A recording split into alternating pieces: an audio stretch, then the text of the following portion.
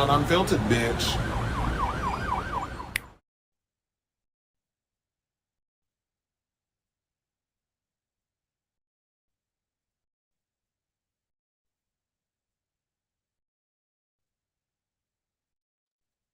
Hello, hello, hello. Can everybody hear me? I don't know. The audio was sounding a little weird in the beginning of the show. Like I couldn't hear anything, and then my theme song was sounding a little off. But we here, bitch. We in the building. What's up, y'all? It's your boy Chris Avalon.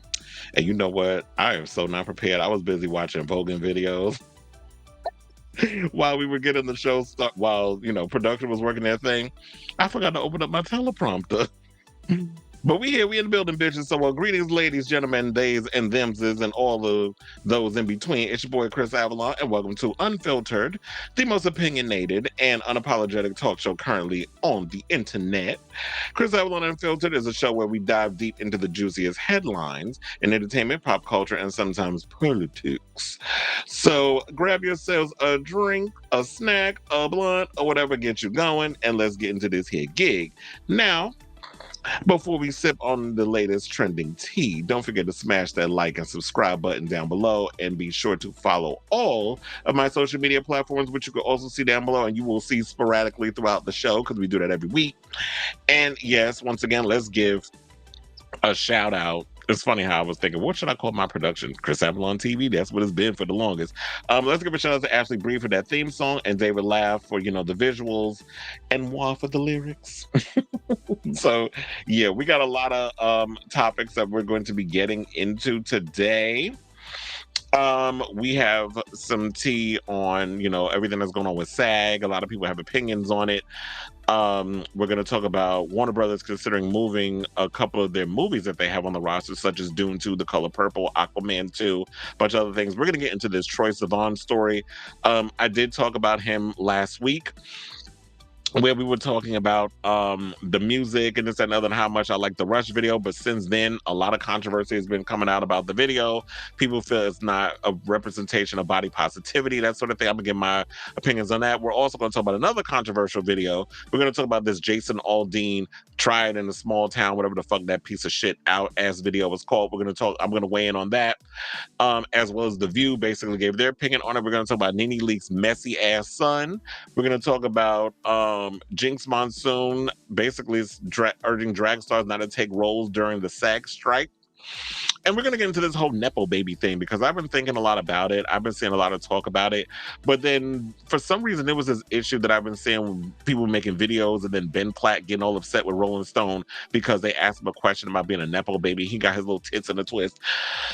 We'll get into that story. And we're also going to weigh in on this new Britney Spears song with Will I Ain't. Yes, you heard that correctly. Well, I ain't. But that and a whole lot more. But before we get into that, let's get into this breaking news. So I initially was not going to talk about this, but production brought it up. So I'm like, okay, let's go with it. Because I'm not gonna lie, I was thinking about it earlier, because early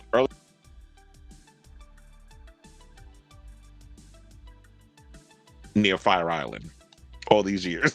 Because I was out in Suffolk County today, and I went to visit my grandmother. I'll get into that after we do this topic about how that whole thing went down. But yeah, we got some breaking news.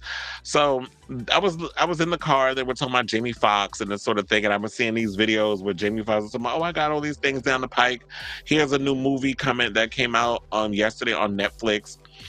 I did see some YouTubers, and this is where some of you bitches need to not even, y'all need to be responsible with the type of information y'all put out in these streets, because I saw there's a certain YouTuber that's running around spreading lies. Well, I don't think it's a scam, but they're basically saying that Jamie Foxx is using his scam to dupe the public. And it's sort of like, unless you work in a hospital, you worked on Jamie Foxx, you see his medical records or did not see his medical records, then you cannot speak on things unless you have all the facts. And I heard Lipo Lee making this conversation. It's like, bitch, focus on trying to diddle with little boys that don't want to fuck you unless you pay them. And putting up stupid award shows that nobody in their right mind would want to go to because you're trying to get them on your tight ass show. Focus on that and stop trying to spread lies about people if you don't know these people personally, and just continue to clout chase and name drop like you do. And that other bitch over there in what's it called, in Vegas, who does a show and is spreading lies and propaganda as well.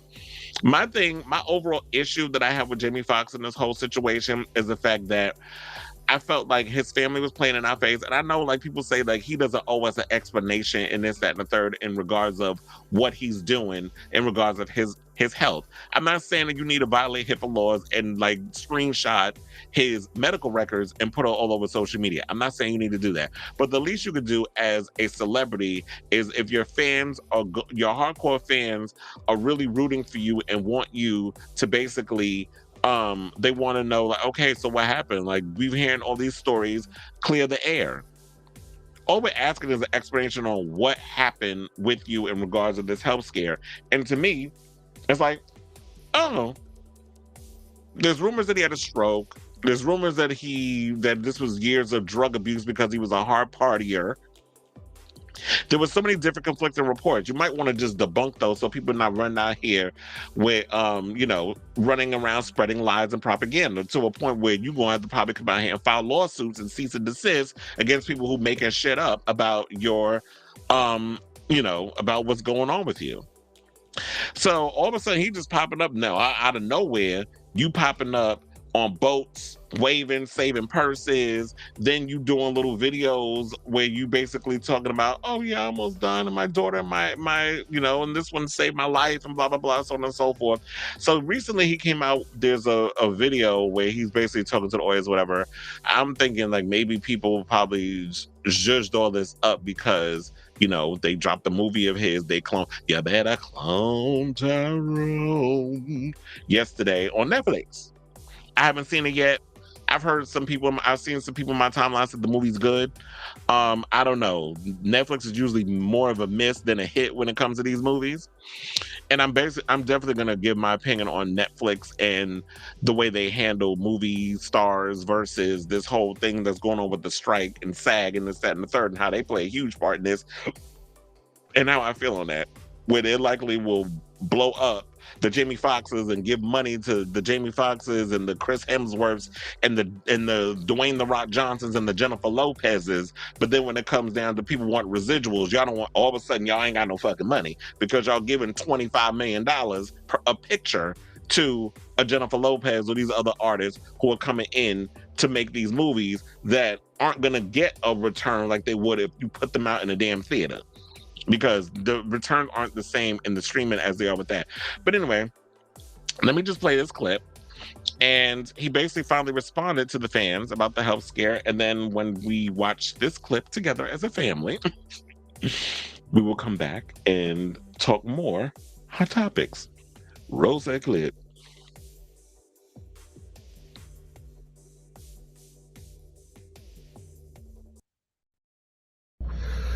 First of all, I want to say thank you to everybody that's prayed, man, and sent me messages. I cannot even begin to tell you how far it took me and how it brought me back. I went through something that I thought I would never ever go through.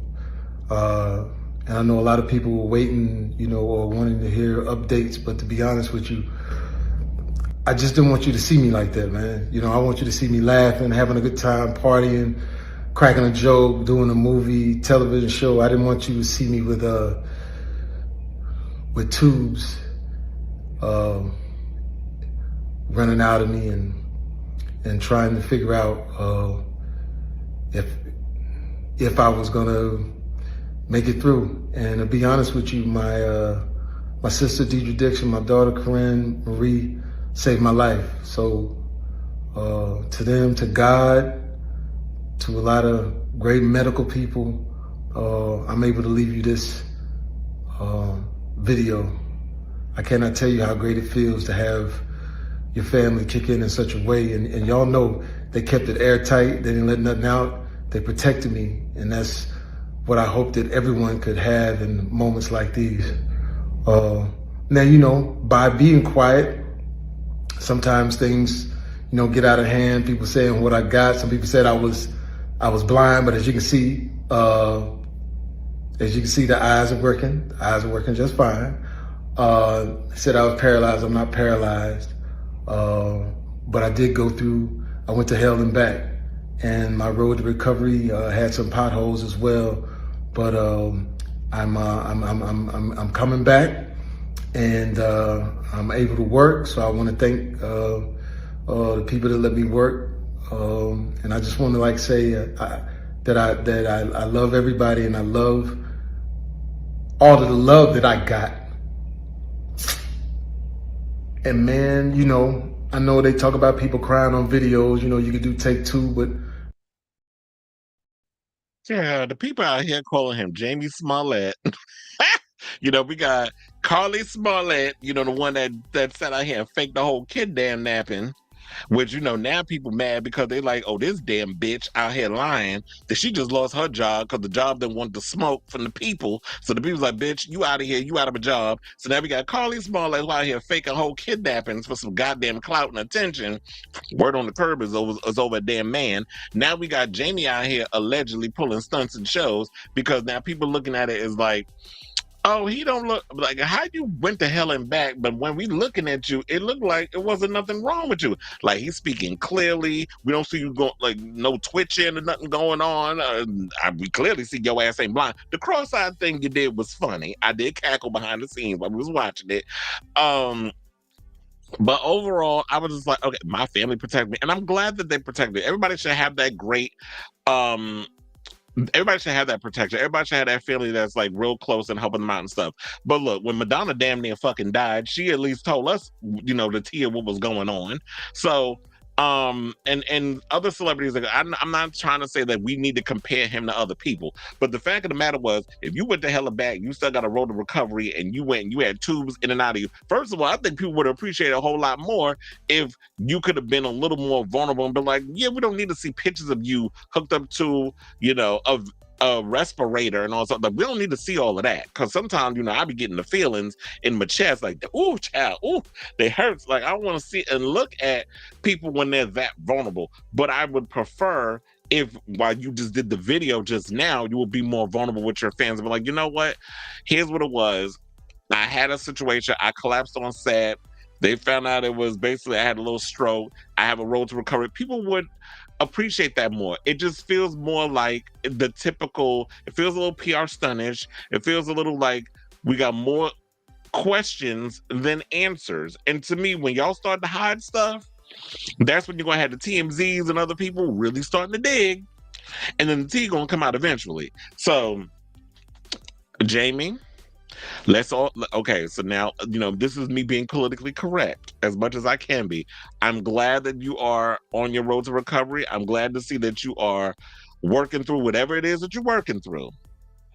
However, I'm giving you the biggest side eye known to man. Just know that.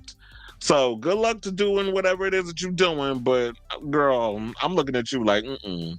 First of all, I don't trust you or your family. Like, y'all up to some things. I don't know what it is, but I don't trust you. And it just feels a little fishy and stuntish to me. I was like, oh, I thought I heard something. I'm hearing ghosts and spirits and shit.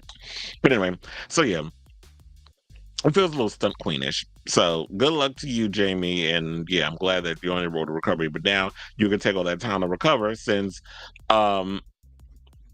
there's no basically you're unemployed right now. Well, mostly everybody in Hollywood is because you know all SAG members is on strike. So it is what it is. And like I said, I'm glad that you are alive and well. That you're not at death's door, and you're dealing with whatever ailment that you're dealing with. All right, so let's move on. And get into some things. Okay, so Let's get into this Britney Spears song. So Britney dropped a new song, or basically we should say Will I Am, because I'm sure Britney probably not even aware this damn song is out. So Britney Spears and Will I Am have a new song out called Mind Your Business. And just like their previous collaboration, Scream and Shout, is a hot, ear-bleeding auto-tune mess. Now, first of all, the cover art is as dated as the song because we all know they didn't get Britbot to show up on set to strike a pose for that single cover. Second of all, how dare Will I Ain't exploit Britney for clout because he hasn't had a hit on the radio since I Got a Feeling. Yes, he's been currently chasing the reggaeton trend, but it feels as 2000 and late is when he jumped on the EDM bandwagon back in the early 2000s.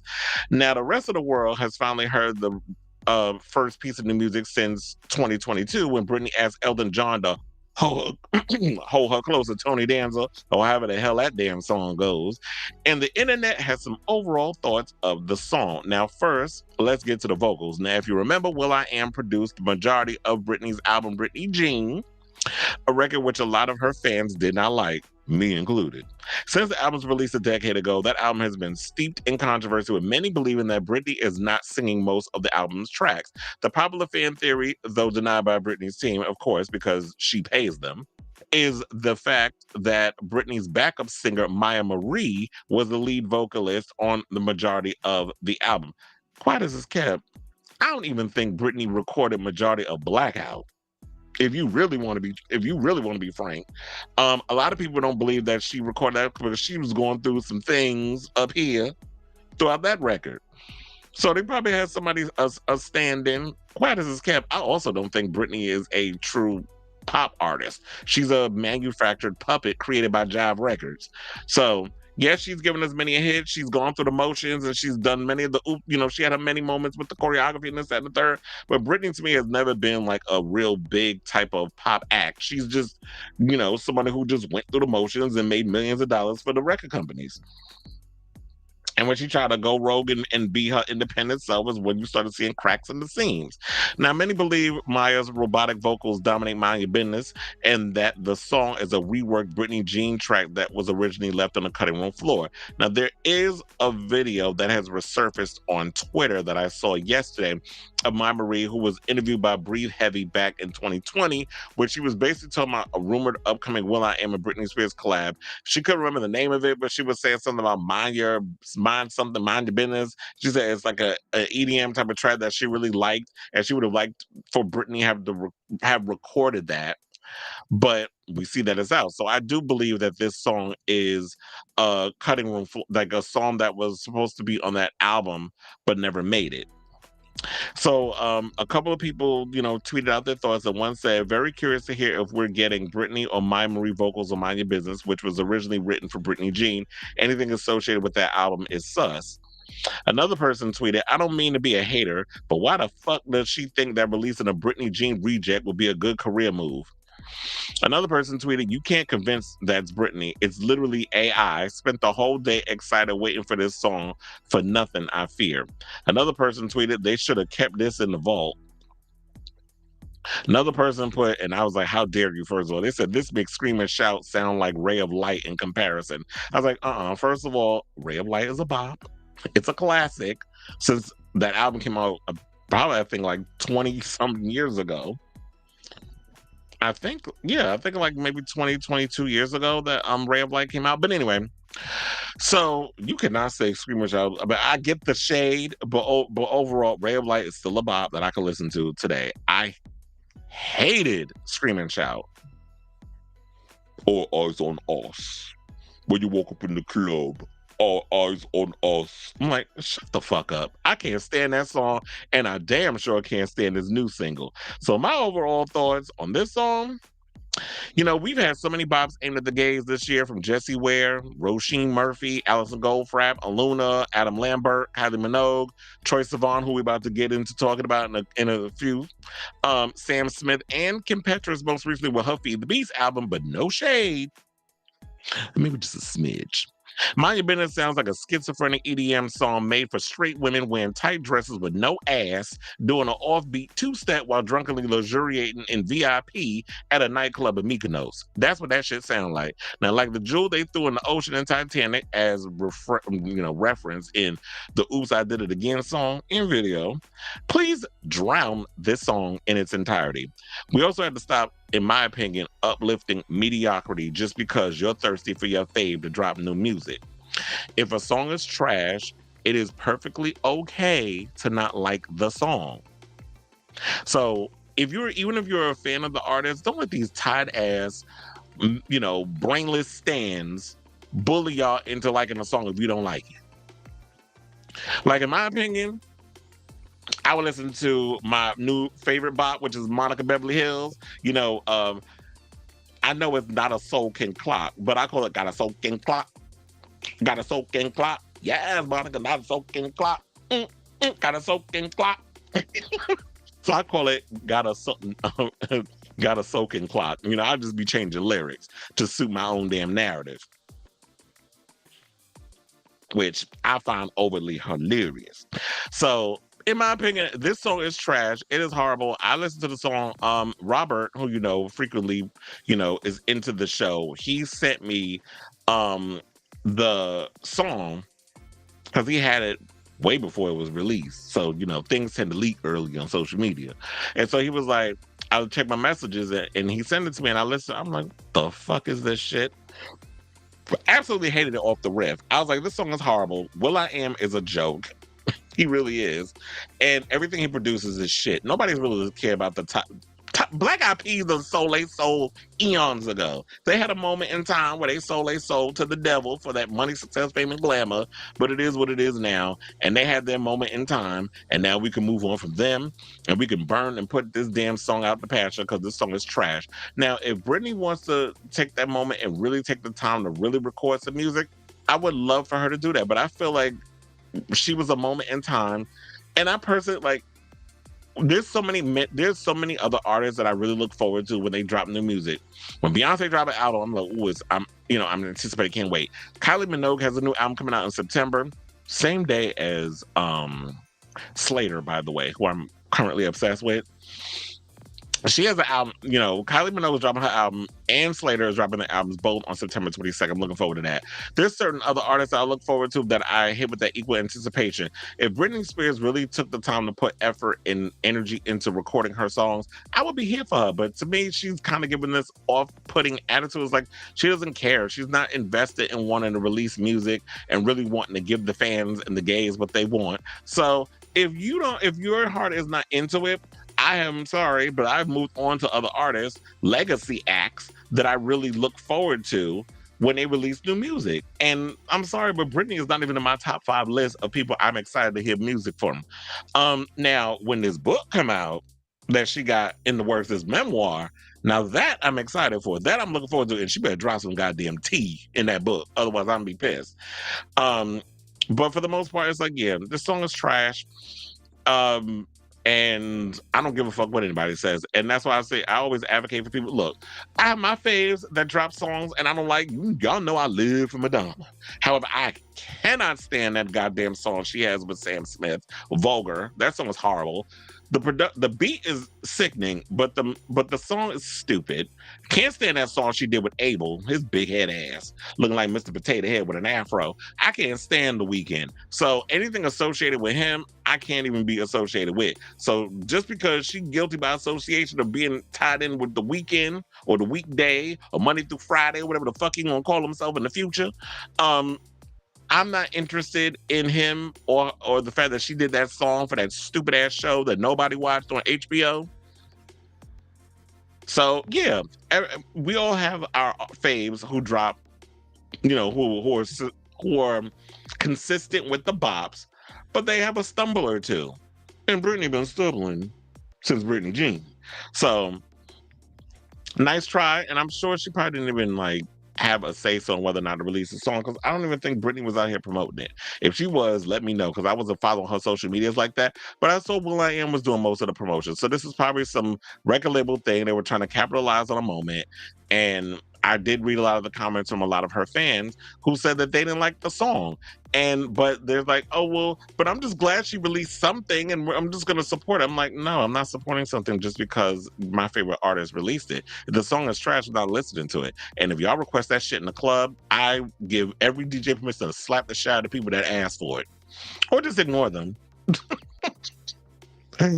So shout out to them and all that good stuff. Okay, so let's get to the SAG award situation. So, well, not SAG awards, the SAG strike. I'm not SAG awards. They do have an award show, but the SAG strike is still going on.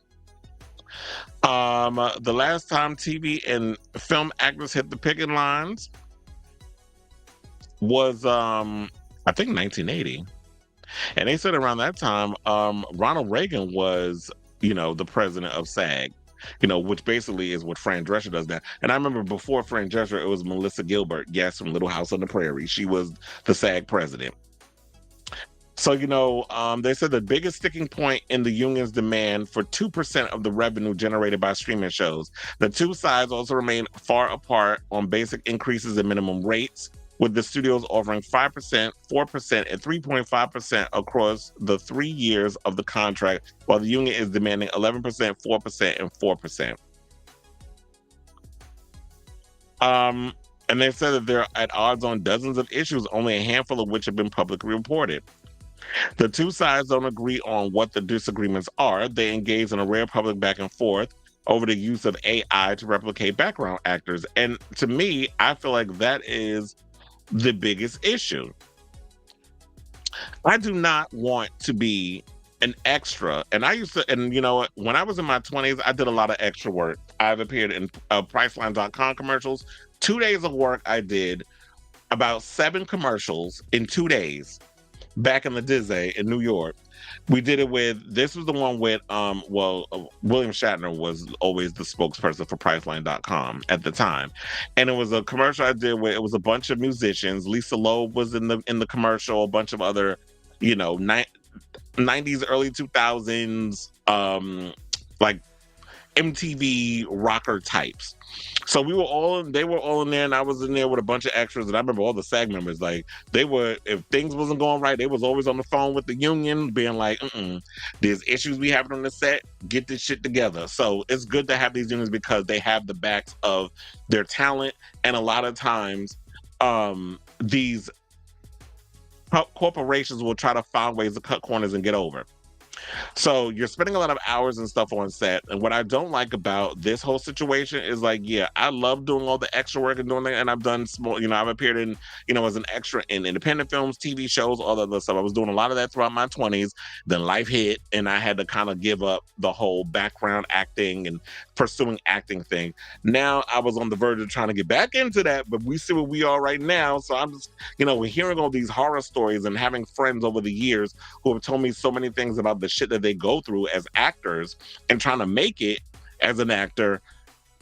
It kind of put me off of wanting to pursue it because it's like the way y'all treat people, like y'all act like human beings in films and TV shows are not warranted or not worthy of being in it. And it's like, you cannot make a movie without an actor being in it or without writers writing the script. Like, y'all really thinking artificial intelligence is going to be the future of, performance? When I go to a movie, I do not want to see an AI version of a Tom Cruise jumping off a mountain on a mountain bike in a Mission Impossible movie. I don't want to see that. When I go see Barbie, I don't want to see an AI version of Margot Robbie and Ryan Gosling playing, Barbie and Ken. You want to see these real human beings moving around. And I also heard that they don't want to include the motion capture actors that we've seen, like in Avatar, where James Cameron created this special type of technology just so that way he could film the actors underwater and doing all these different things.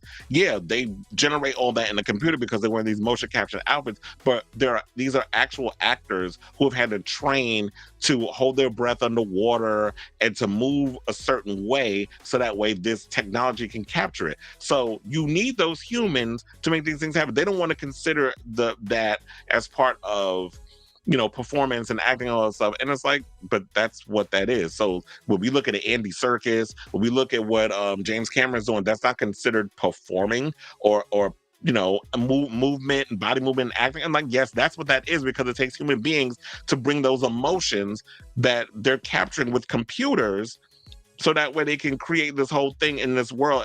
And look, Hollywood can't say shit, because y'all made $2 billion off of this recent fucking Avatar movie. So clearly this genre is making y'all a bunch of cash. So the math ain't mathing. And what I hate is that there are people out here who are saying, oh, well, y'all act like a bunch of spoiled brats, and y'all act like y'all make so much money. Okay. This is where research and Google is your friend, because not a lot of actors are making bank. 12% of the actors that are making are the ones that's making money. So the Jennifer Lopez's, the Brad Pitts, the Angelina Jolies, the Tom Cruises, the Denzel Washingtons, the Angela Bassett's, all of those, they're part of the 12%. Not a lot of the people I know who you have to make $27,000 a year to qualify for health care. 85% of SAG members do not qualify for health care. 85 to 87% of SAG members, they don't, because a lot of them do not make $27,000 a year. And a lot of these character actors you see, when you see Samuel L. Jackson had to do damn near, he's got 100 movies under his resume. He had to do all of that to get where he is. So yeah, you see a lot of these actors that are having to hustle hard to get where they need to go. We're going to get into this Orange is the New Black topic in a second.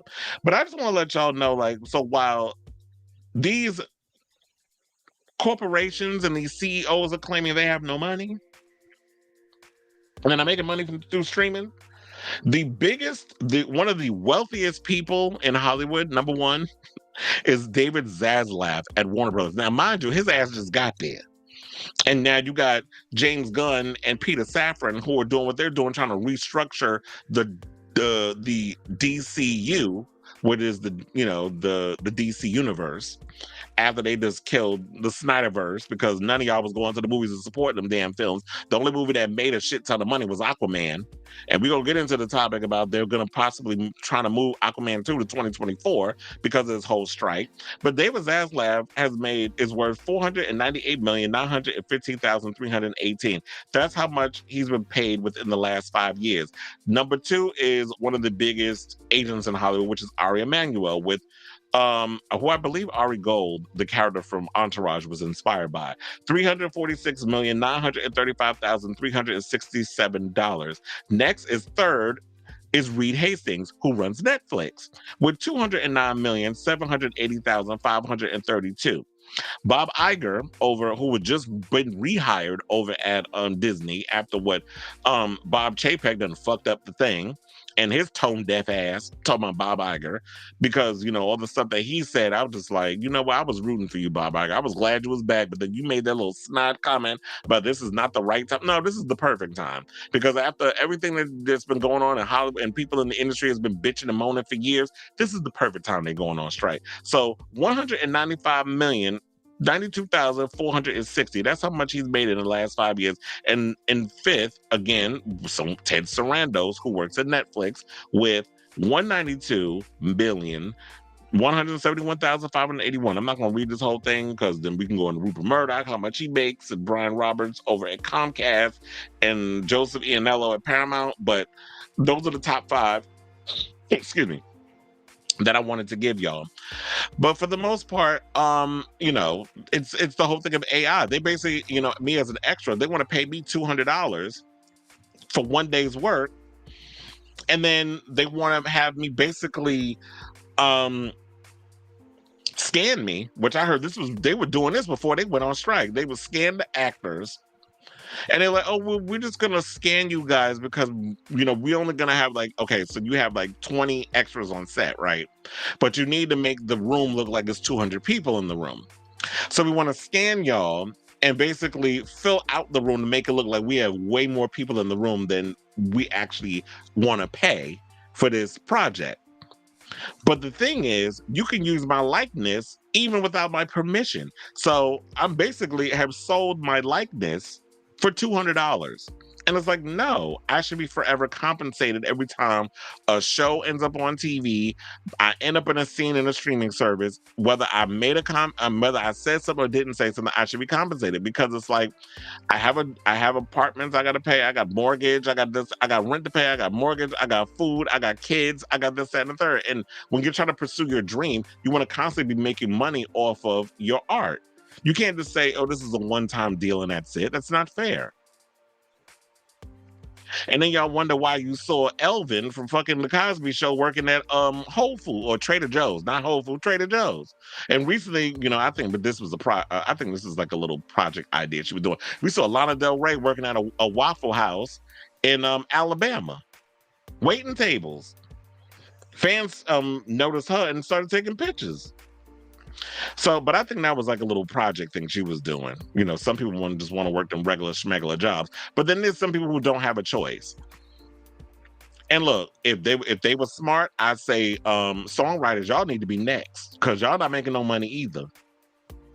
And then this bullshit with Universal, I hope they get fucking sued with this with the Bushes. So they petty asses because they don't want people protesting for better pay and support.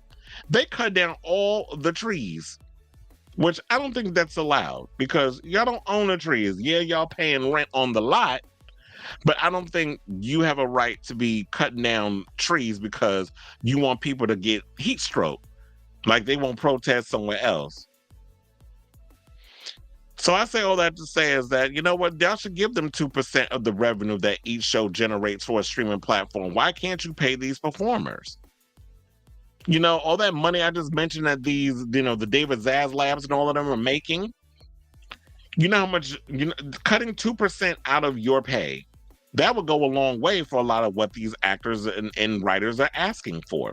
And shout out to Sean Gunn, who is James Gunn's brother. Sean Gunn's been in a lot of James's projects and this and that. He's an actor. He's done a lot of Disney stuff. I like the fact that he's been, Fran Drescher's been out here speaking. I saw that Sean Gunn, because I don't think James Gunn, now that he's in sort of this executive position, I don't think he can really talk. So I like the fact that his brother is out here talking. James Cromwell, who's been around for a long time. I've always been a fan of James Cromwell. He's from the movie Babe. That was like he's mostly known from. He was also in movies like Eraser, and a bunch of other films. He's been, all over the circuits. He's an activist. He's been speaking out. I've seen Mark Ruffalo out here. Basically, he's been protesting with everybody. And there was something, sidebar. So I like the fact that, we've been seeing a lot of these big name actors out here who have been speaking. And sidebar, because I want to get to that. There was a post that came out where the girls was, child, this dude was dragging J-Lo in the conversation. And I was like, ooh, let me pull this up.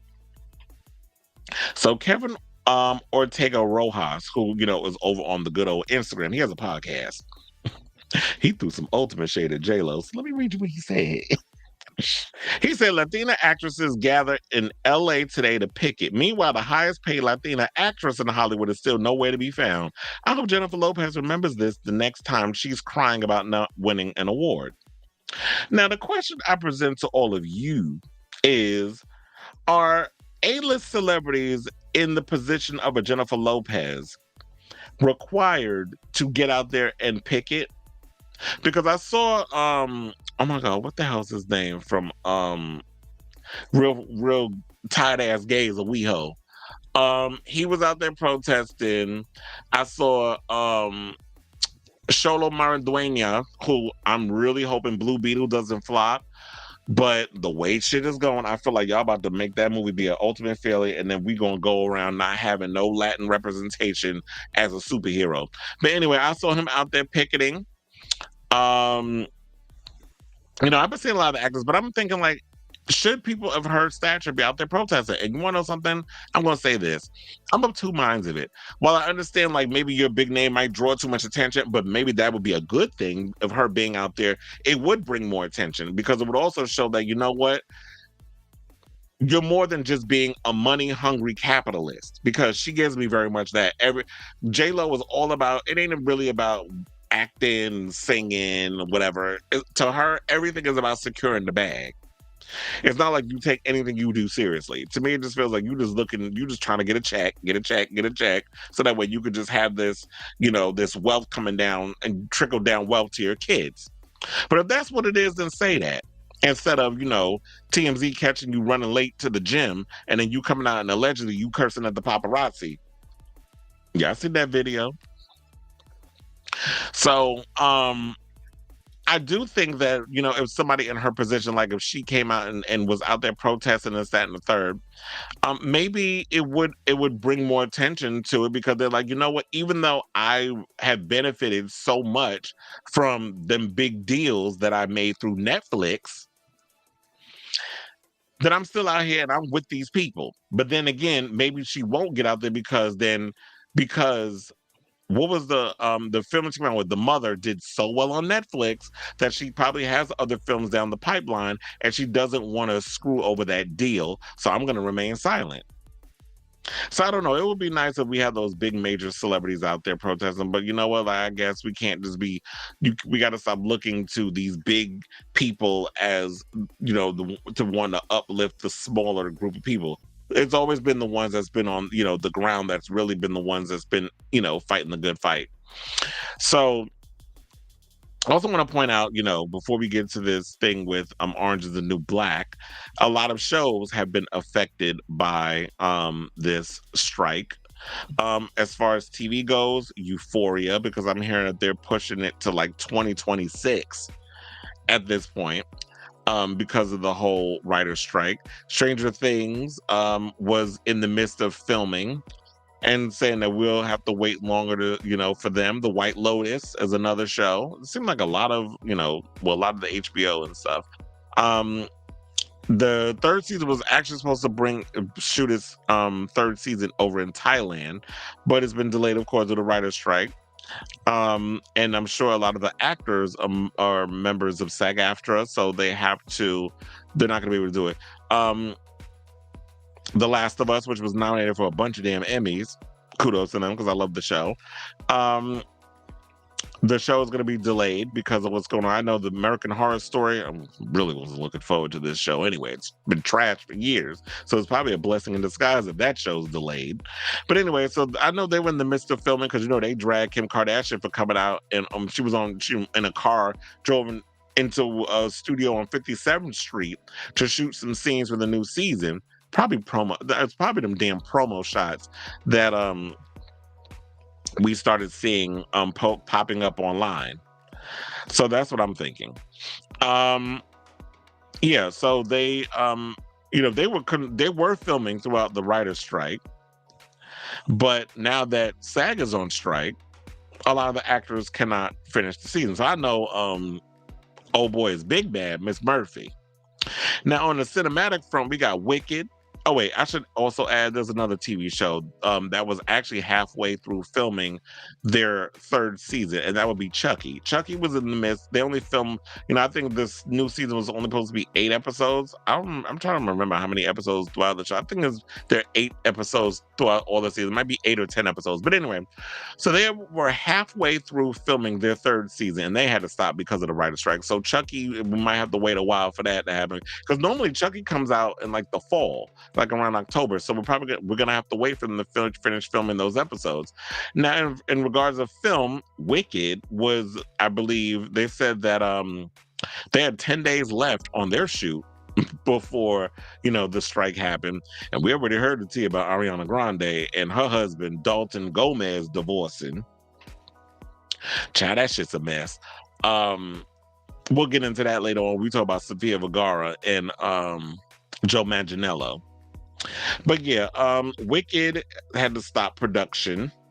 Beetlejuice 2 was filming. They started filming back in May, so they've got like maybe 2.5 months of footage filmed, and that film is probably going to most likely get pushed back because it was supposed to come out in September of 2024.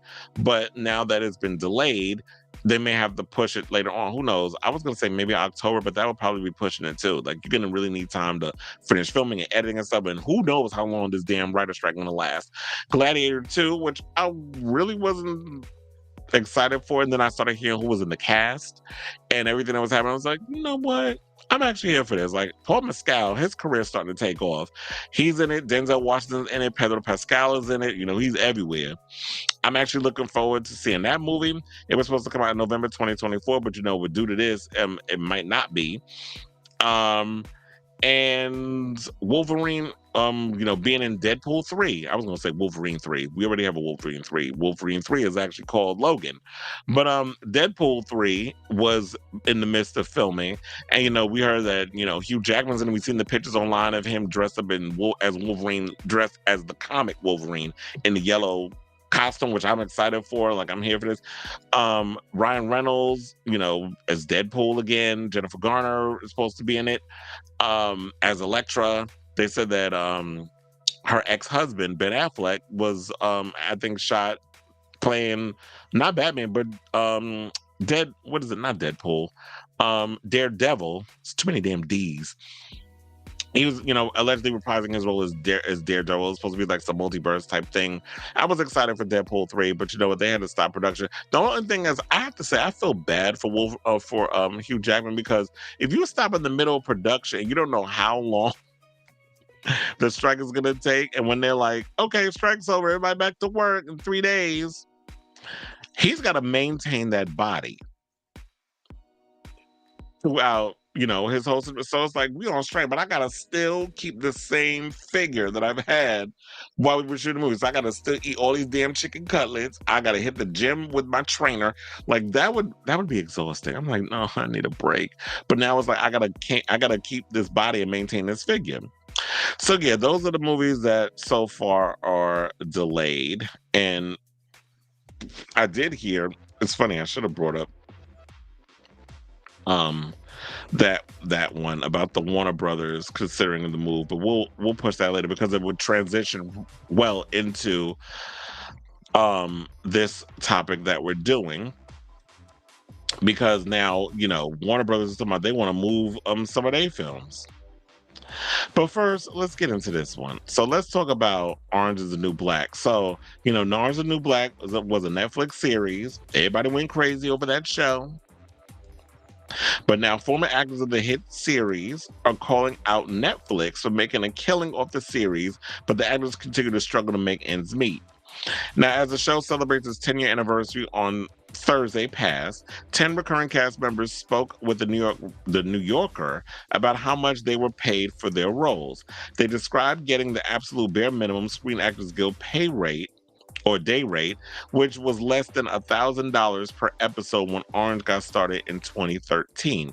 The group of actors includes Kimiko Glenn, Taryn Manning, Alicia Reiner, Beth Dover, Emma Miles, Diane Guerrero, and Leah Delaria, a number of whom starred in the supporting cast and moved up to series regulars.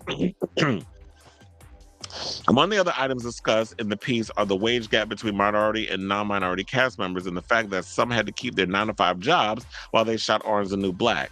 Dover said, "It actually cost me money to be in season 3 and 4 since I was cast local hire and had to fly myself out. Many of the cast also haven't received much in terms of residuals from streaming. The first thing we say to each other when we see each other is like, yeah, it's really fucked up. All my residuals are gone," Miles said. "When you're a kid, you have this idea. Once I'm in something and people actually see, I'll be rich and I'll have that house and that has a bathtub. And you look around after being on a hit show and you're like, wow, I'm still in the same 1-bedroom apartment. Was this how it was supposed to be?" And you want to know something? And I feel like that is the overall illusion that I would say Hollywood has perpetuated as well. The fake it till you make it. The actors, y'all fed into, y'all made the fans believe the BS that y'all were conveying out there. Y'all were giving this illusion, like when you watch the award shows, oh, we're in solidarity and the producers, and I want to thank this one, and we're all. I would watch these shows and be like, this is all a crock of shit. Like, if y'all really read the articles that have been coming out and watch how Hollywood moves, this is why I couldn't get behind these award shows, because I knew it was a whole dog and pony show. And it's great now that because of what's going on, I'm glad that people are really speaking out in regards of what's really happening and the fact that they're not making money. I just saw like recently Mandy Moore posted on her social media, she makes nothing from the residuals of The Last of Us being on streaming. I think The Last of Us is on Netflix, one of those damn things. She told about she made 3 cents. Like, what the fuck? You can't survive on that.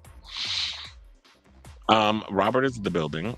Yeah, I did hear that Nev Campbell stopped negotiating with Paramount for Scream 7, so it's definitely needing to happen.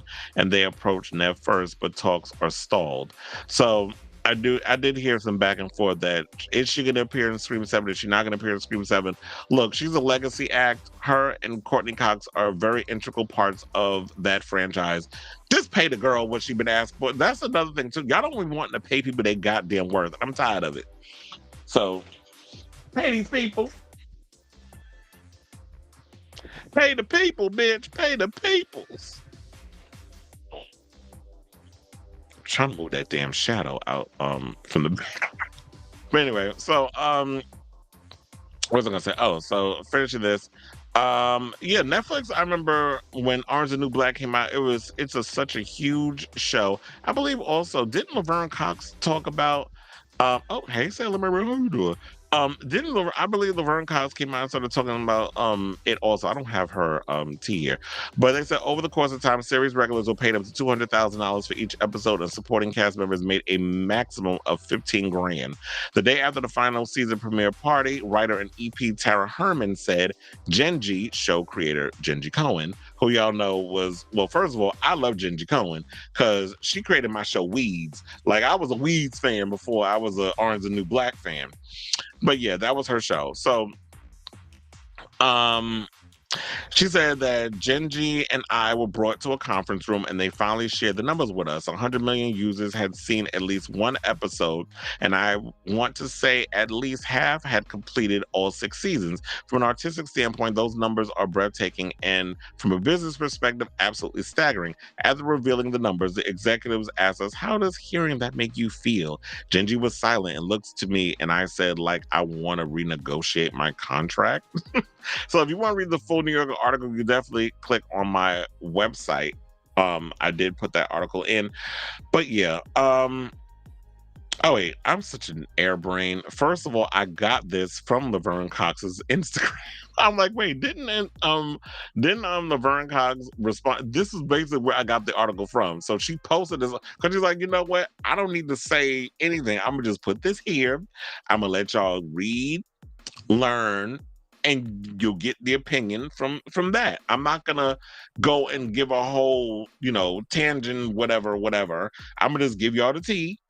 It's on my Instagram, and y'all can respond how y'all see fit. But like I said, a lot of these artists, a lot of these people who don't understand how Hollywood works or don't understand the politics or, this, that, and the third. I even saw that, speaking of Scream, Melissa Barrera, I posted her tweet on my Twitter, where she talked about people complaining or people overall talking about how how the actors in Hollywood and stuff are complaining over well, she basically gave a message about the SAG after strike. Here's what she said. She said, I see a lot of people on social media who are not in the entertainment industry criticizing actors for going on strike. First of all, I would urge you to do a little bit of research about it before going online and leaving a hateful comment. You clearly have no idea how important the strike is or what we're actually fighting for. Second, you all love to criticize and trivialize actors and writers and anyone in the industry, but there you are watching what we do. Whether you accept it or not, the fact that you have something to watch, something to help you escape and keep you entertained during the pandemic or any trying time keeps people from going crazy. I would hate to see what would happen, how much y'all would complain even more if you all of a sudden had nothing new to watch. No TV shows, no movies, no nothing. So before you complain and opine on something just because it makes you feel superior to undermine research. This is an important fight. Look to your own industry and see if y'all shouldn't be doing the same, because it's happening everywhere. The world is changing and we need to protect ourselves, the people that actually do the work. And this is what I've been bitching about throughout this show. It's like these artists, these actors are the ones who are doing all the work. The writers are doing all the work. Those corporations and the CEOs, they lazy ass just want to suck it up and basically take advantage of their artists and only want to pay them one good time and think like, okay, thank you for your service. We'll just keep finding ways to reuse. But it's like, you need those people, you need those artists, you need those writers to create the final result. Human beings are the ones who's going to create this, not AI. AI, y'all think it's the future. I mean, it's a good tool to use to help you in situations, but it is not the overall answer to help get things done, so that way y'all can cut fucking corners and not pay celebrities. But y'all sitting here as CEOs raking in hundreds of millions of dollars in kickbacks off of the backs of your talent. So get it together, Hollywood. Otherwise, like Melissa said, y'all ain't gonna have shit to watch. And what the hell what y'all gonna do? Like, for me, in the meantime, I got so many shows that I need to catch up on. So I'm way behind on a lot of TV shows, a lot of movies, etc. So I'll be spending a lot of this time binging a lot of shows that I'm on. Look, I am 7 seasons behind Law and Order SVU, so I could binge those. There's a lot of other shows, The Witcher. I gotta watch this current season. They're about to drop the new season this week, the 27th, the other half. I guess of the Henry Cavill season, because they done switched him to Chris Hemsworth's brother Liam. So there's a bunch of shows, and I was watching Black Mirror earlier, the new season. So there's a lot of shows I can catch up on. Justified, they just dropped their news limited series on FX. I can catch up on that. And I gotta finish watching Mayans. Their series finale just aired, I think, this past week. So there's a lot of shows that are floating around on social media that I can catch up on. And I just saw people are starting to watch Suits. Now, Suits been off the air for years, right? But now people are tuning in and watching that show, and that show's become popular. So people are catching, people may be late to the party, but you know what? A lot of these shows that they should have been watching when it was on the air, people are starting to catch up on them and watch them. So I stand with the writers, I stand with the actors. Hopefully they can get something together. Hopefully these damn CEOs and these corporations, these, Hollywood elites can take their fist out their goddamn ass. I know that's something y'all like to do behind the scenes with your little fetish, but take the fist out your ass, come to the table with a good deal, get your actors back to work, and let them do what needs to be done, and stop fucking interfering. So, because we need these movies. There's a couple of movies that I'm trying to see this year that need to come out. So we'll get to that in a second. But let's get to this team where, there's been a lot of people that are saying, oh, I forgot to also mention IATSE was going to go on strike too. I'm like, well, goddamn, there's a domino effect. But that's usually what happens. One start and then it all becomes a domino effect. So the writer's strike, the WGA went on strike first, then SAG-AFTRA went on strike. Then there was talk that IATSE, who, protects a lot of the, they're the union that deals with Broadway performance and stuff, they were about to go on strike, but they struck a deal, I believe, on Thursday in the morning. So they're good for now. There's nothing going on with them. I already encourage songwriters need to go on strike because, musicians ain't making no goddamn money, not with Spotify and all this other shit that's going on with them. So I said, musicians, y'all need to start going on strike too.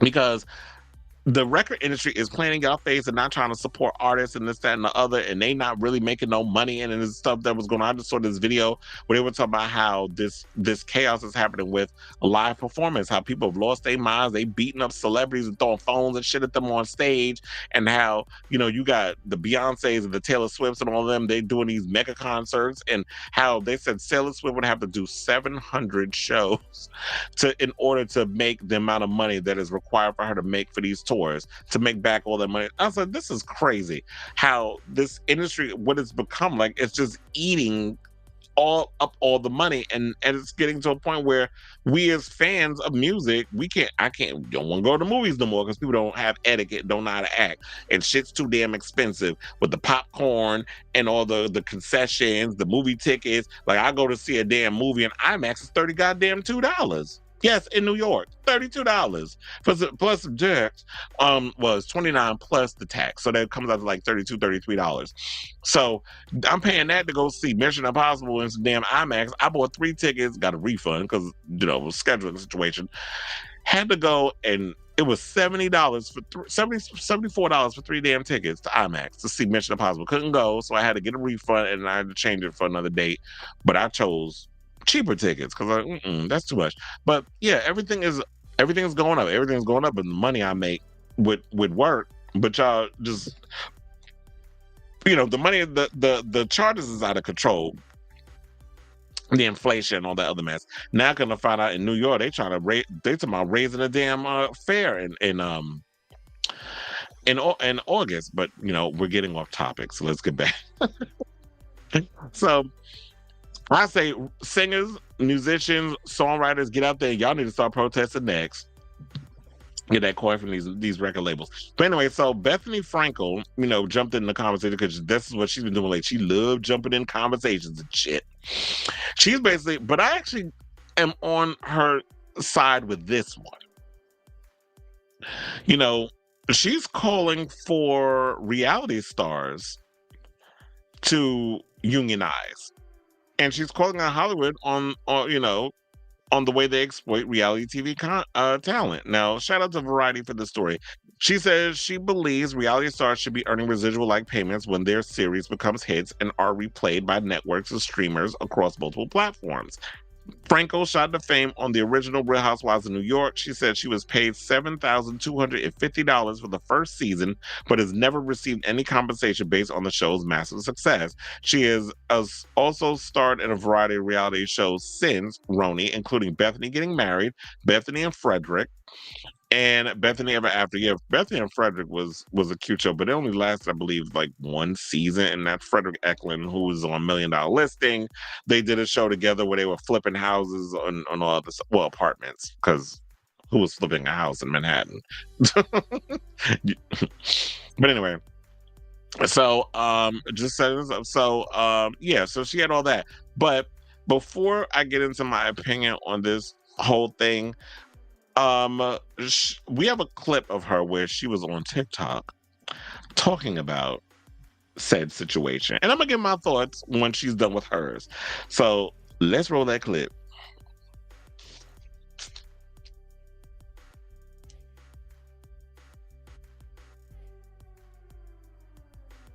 Hollywood is on strike. Entertainers are fighting for residuals, and no one will promote anything. Why isn't reality TV on strike? I got paid $7,250 for my first season of reality TV, and people are still watching those episodes. We've always been the losers, the I'm up here, you're down here, to the actresses and actors. During the last writer's strike, we're providing all the entertainment, and that's when really the gold rush of reality TV started. So I myself have generated millions and millions of dollars in advertising and online impressions being on reality TV, and have never made a single residual. So either I'm missing something or we're getting screwed too. People on The Hills and The Bachelor and Bachelorette get paid peanuts to do what they do, and people can still watch those episodes from years gone by. Anyone shooting a Bravo show should not be shooting until they get paid residuals for all the other episodes that they've ever done, or those episodes should be taken down. Reality stars should go on strike. The Hills, people still watch The Hills today, and they don't make a goddamn dollar, and they were entirely exploited, getting ratings that network television doesn't get. I spoke to Caitlin Bristow. Her episodes were getting 6 million viewers. Network television doesn't get that. In many cases, in most cases, streaming television doesn't get that. It's complete and total bullshit. And I'm going to get into this because it just occurred to me. Everyone is talking about actors. We don't get paid shit.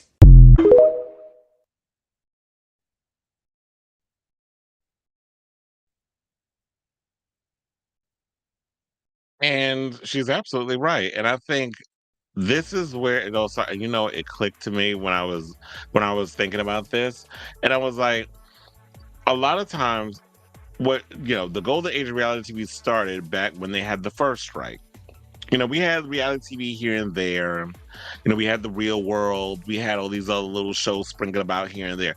But then when the first writers, the first strike happened where actors were like trying to get money in the second and third, this whole surge of reality shows, came through, catapulted. We saw the rise of stars like Tiffany New York Pollard, who has done so much in the world of reality TV and is an icon in reality TV, but I'm sure doesn't get paid shit. And you can watch old episodes of Flavor of Love, I Love New York, and all the many spinoffs that she did. You can go on Peacock and you can watch old episodes, like Bethenny said. She mentioned the streaming service, but you can go on Peacock and you can watch old episodes of The Real Housewives of New York. You can go on there and watch The Real Housewives of Atlanta. Nene is not making any kind of money from the amount of work that she's put in there. And yeah, I know y'all can talk about how some of the girls are making $2 million a season, this and the third. That's nothing compared to the amount of shit that they put themselves through. Families being ruined, friendships being destroyed. You're putting all your personal business out here. And Hollywood looks at it as this. Yeah, we don't pay them because it's like, these are people who are not in a union. These are people that want to be famous. And they're looking at it as like, oh, well, look, this is my way of getting into the door of Hollywood because I couldn't get in going on. You hear a lot of these reality shows talking about, oh, I wanted to be an actor and I would audition for things and I wasn't getting anywhere. But then I tried out for a reality show and I got on. So a lot of times people look at reality shows as a way to get through the door. We also need to look at let's look beyond The Real Housewives. Let's look beyond Love and Hip Hop, where they'll just scrape the bottom of the goddamn barrel just so that way they can make more money than so-and-so. This person, the more outrageous you act, the more money you make per season. Let's look at the competition shows. The ones that go on these American Ninja Warriors or goes on Survivor, where y'all damn near becoming emaciated, living in the damn jungle trying to capture your own food and shit in a hole you done dug. Or let's talk about The Challenge, where, for every season after season, Johnny Bananas can't seem to fucking retire. Where he has to do, he's on the new season of All Stars. I just seen him in Josh. Hey Joshy, and Fessel. I don't know if old girl is on there this season. What's the lesbian name? For Big Brother. I don't know if she's on there this season. I didn't see her, but I saw Fessel and I seen Josh. I was like, oh, they brought Josh back. Hey girl. But anyway, so when a lot of these kids, they go on these shows like the Challenger stuff. Casey, thank you. Can they be are they protected? Like the way y'all running these the way y'all run these reality stars, they're doing these physical challenges. And yeah, we've seen like these shows where they getting concussions, they have to leave the show, they breaking limbs, but they want to stay on because they want to yeah, it makes for good TV because it's good producing and it's like that tenacity. Yeah, that's great. But at the same time, as a producer, you're exploiting these reality stars because it's like they want to win that $1 million that you're promising them. So they're willing to be like, you know what? I broke it. Who was the last season where damn I was crying watching him. Oh my God, he was so gorgeous too. What was his name? That was on the last season of The Challenge, the little Spanish boy. He was on there, he was crying, he was like, no, I want to keep going. I want to keep going. Even because his partner, I think she damn near, they broke her damn nose on the fucking show doing a slingshot challenge. Oh my God, what is that boy name? Horacio, thank you. Oh my God, you are in my brain today, production. Oh my God, I love me some Horacio. But anyway, okay, let me stop. But it was like, yes, I love it. I was like, oh, that boy is so pretty. But he's straight, whatever. I fawn over the cute ones. Fuck. But anyway, so nobody said that. I'm just, I'm sometimes I be having a good old conversation. So but I'm looking like the crazy person. But anyway, so yeah, Horacio was like, yeah, I'm gonna keep going. I'm gonna just do it. Like I could work for the both of us. I was like, I get it. That tenacity, you won't win that money.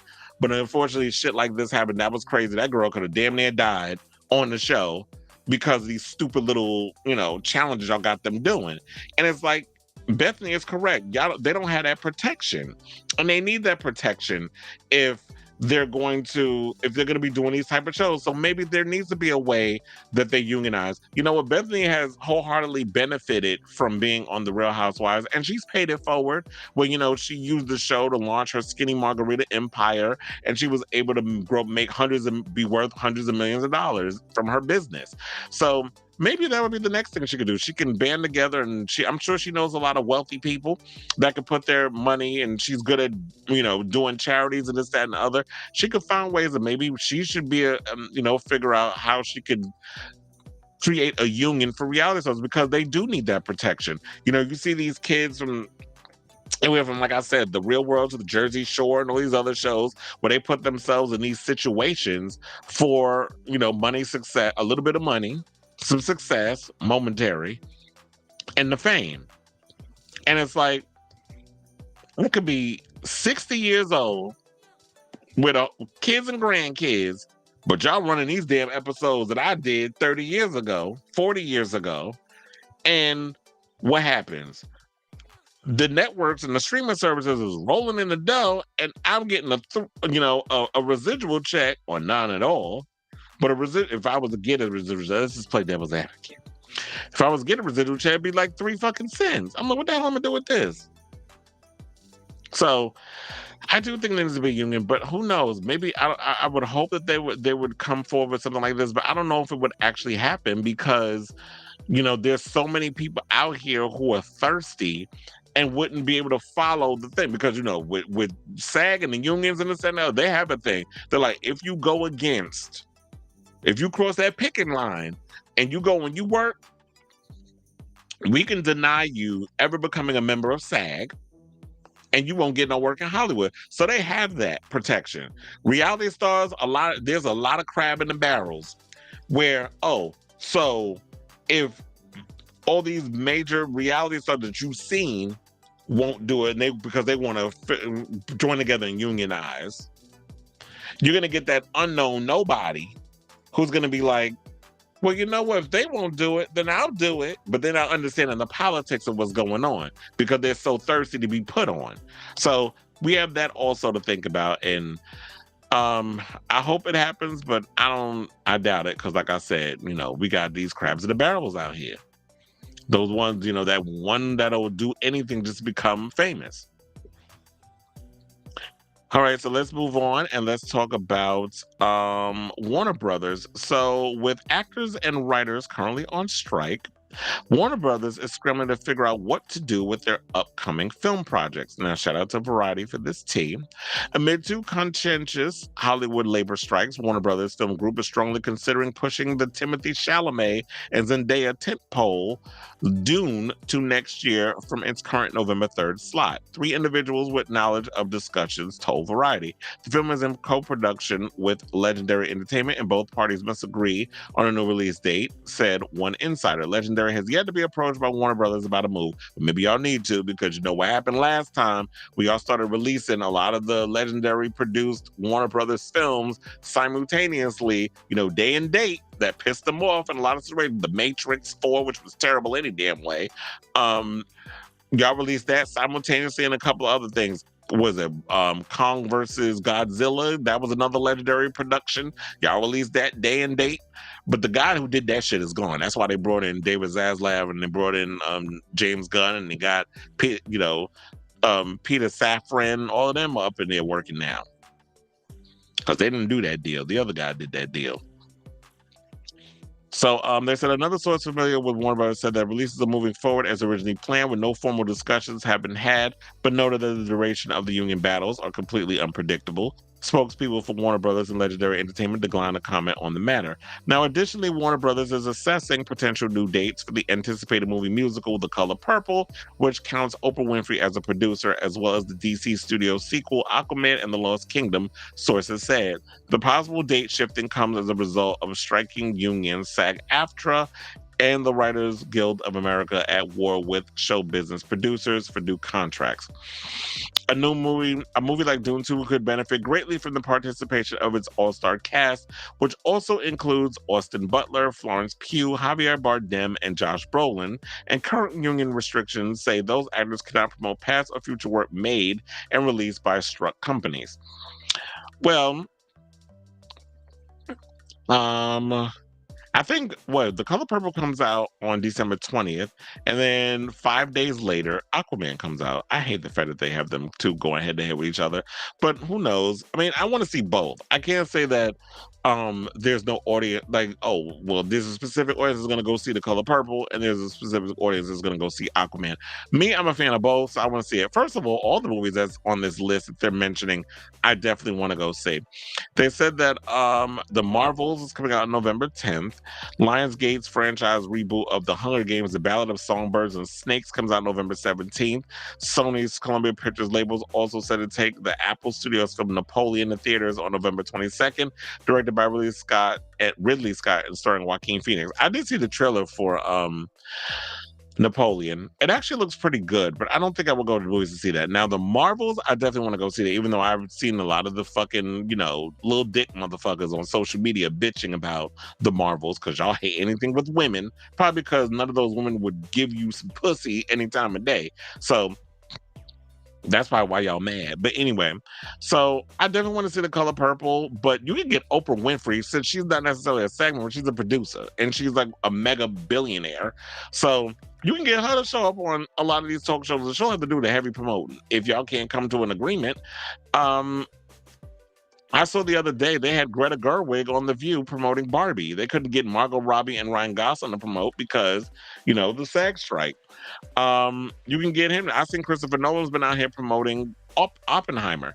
Now, it might be difficult if some of these directors don't have a personality. Y'all better get one. Y'all better get in the media training classes or whatever. You can't get your actors out here.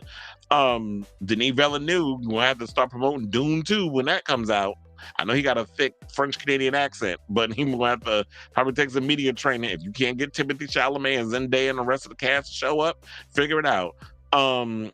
What's the director? James Wan, directed Aquaman 2. He gonna have to get out here and start promoting. If you can't get Jason Momoa to show up at these, events, Comic-Con, I just forgot to mention that. Comic-Con's this weekend. A friend of mine, Miguel, shout out to him. He's out there. I saw yesterday he was dressed as Namor.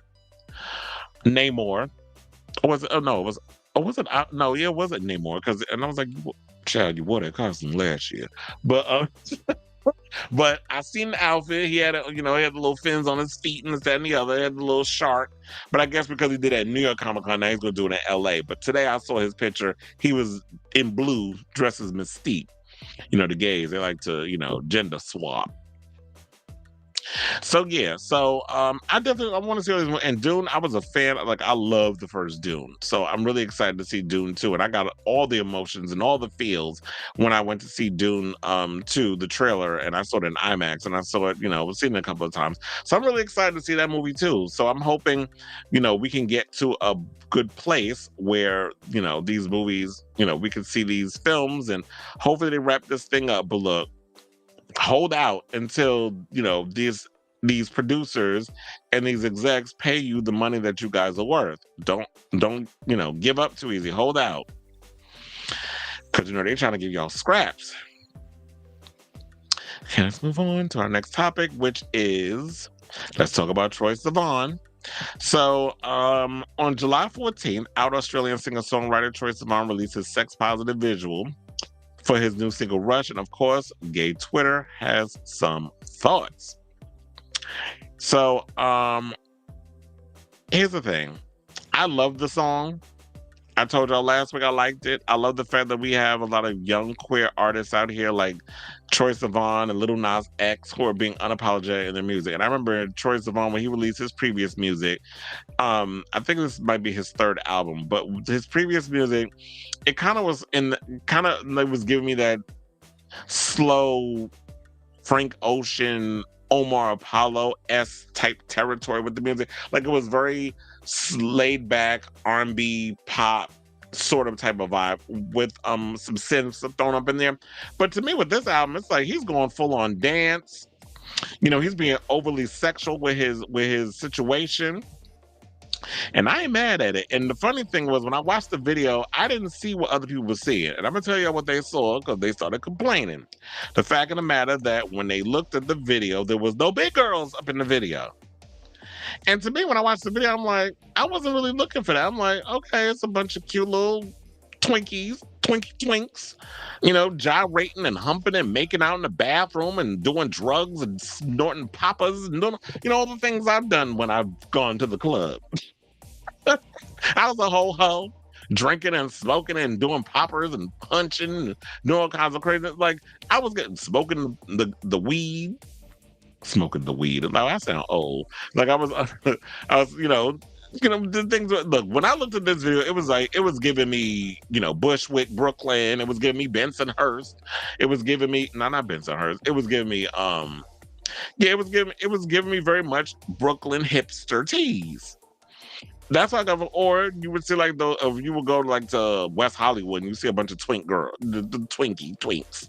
So I didn't see it as a big deal, but of course, people had to go on social media and start bitching and moaning about, oh, I don't see myself in this video.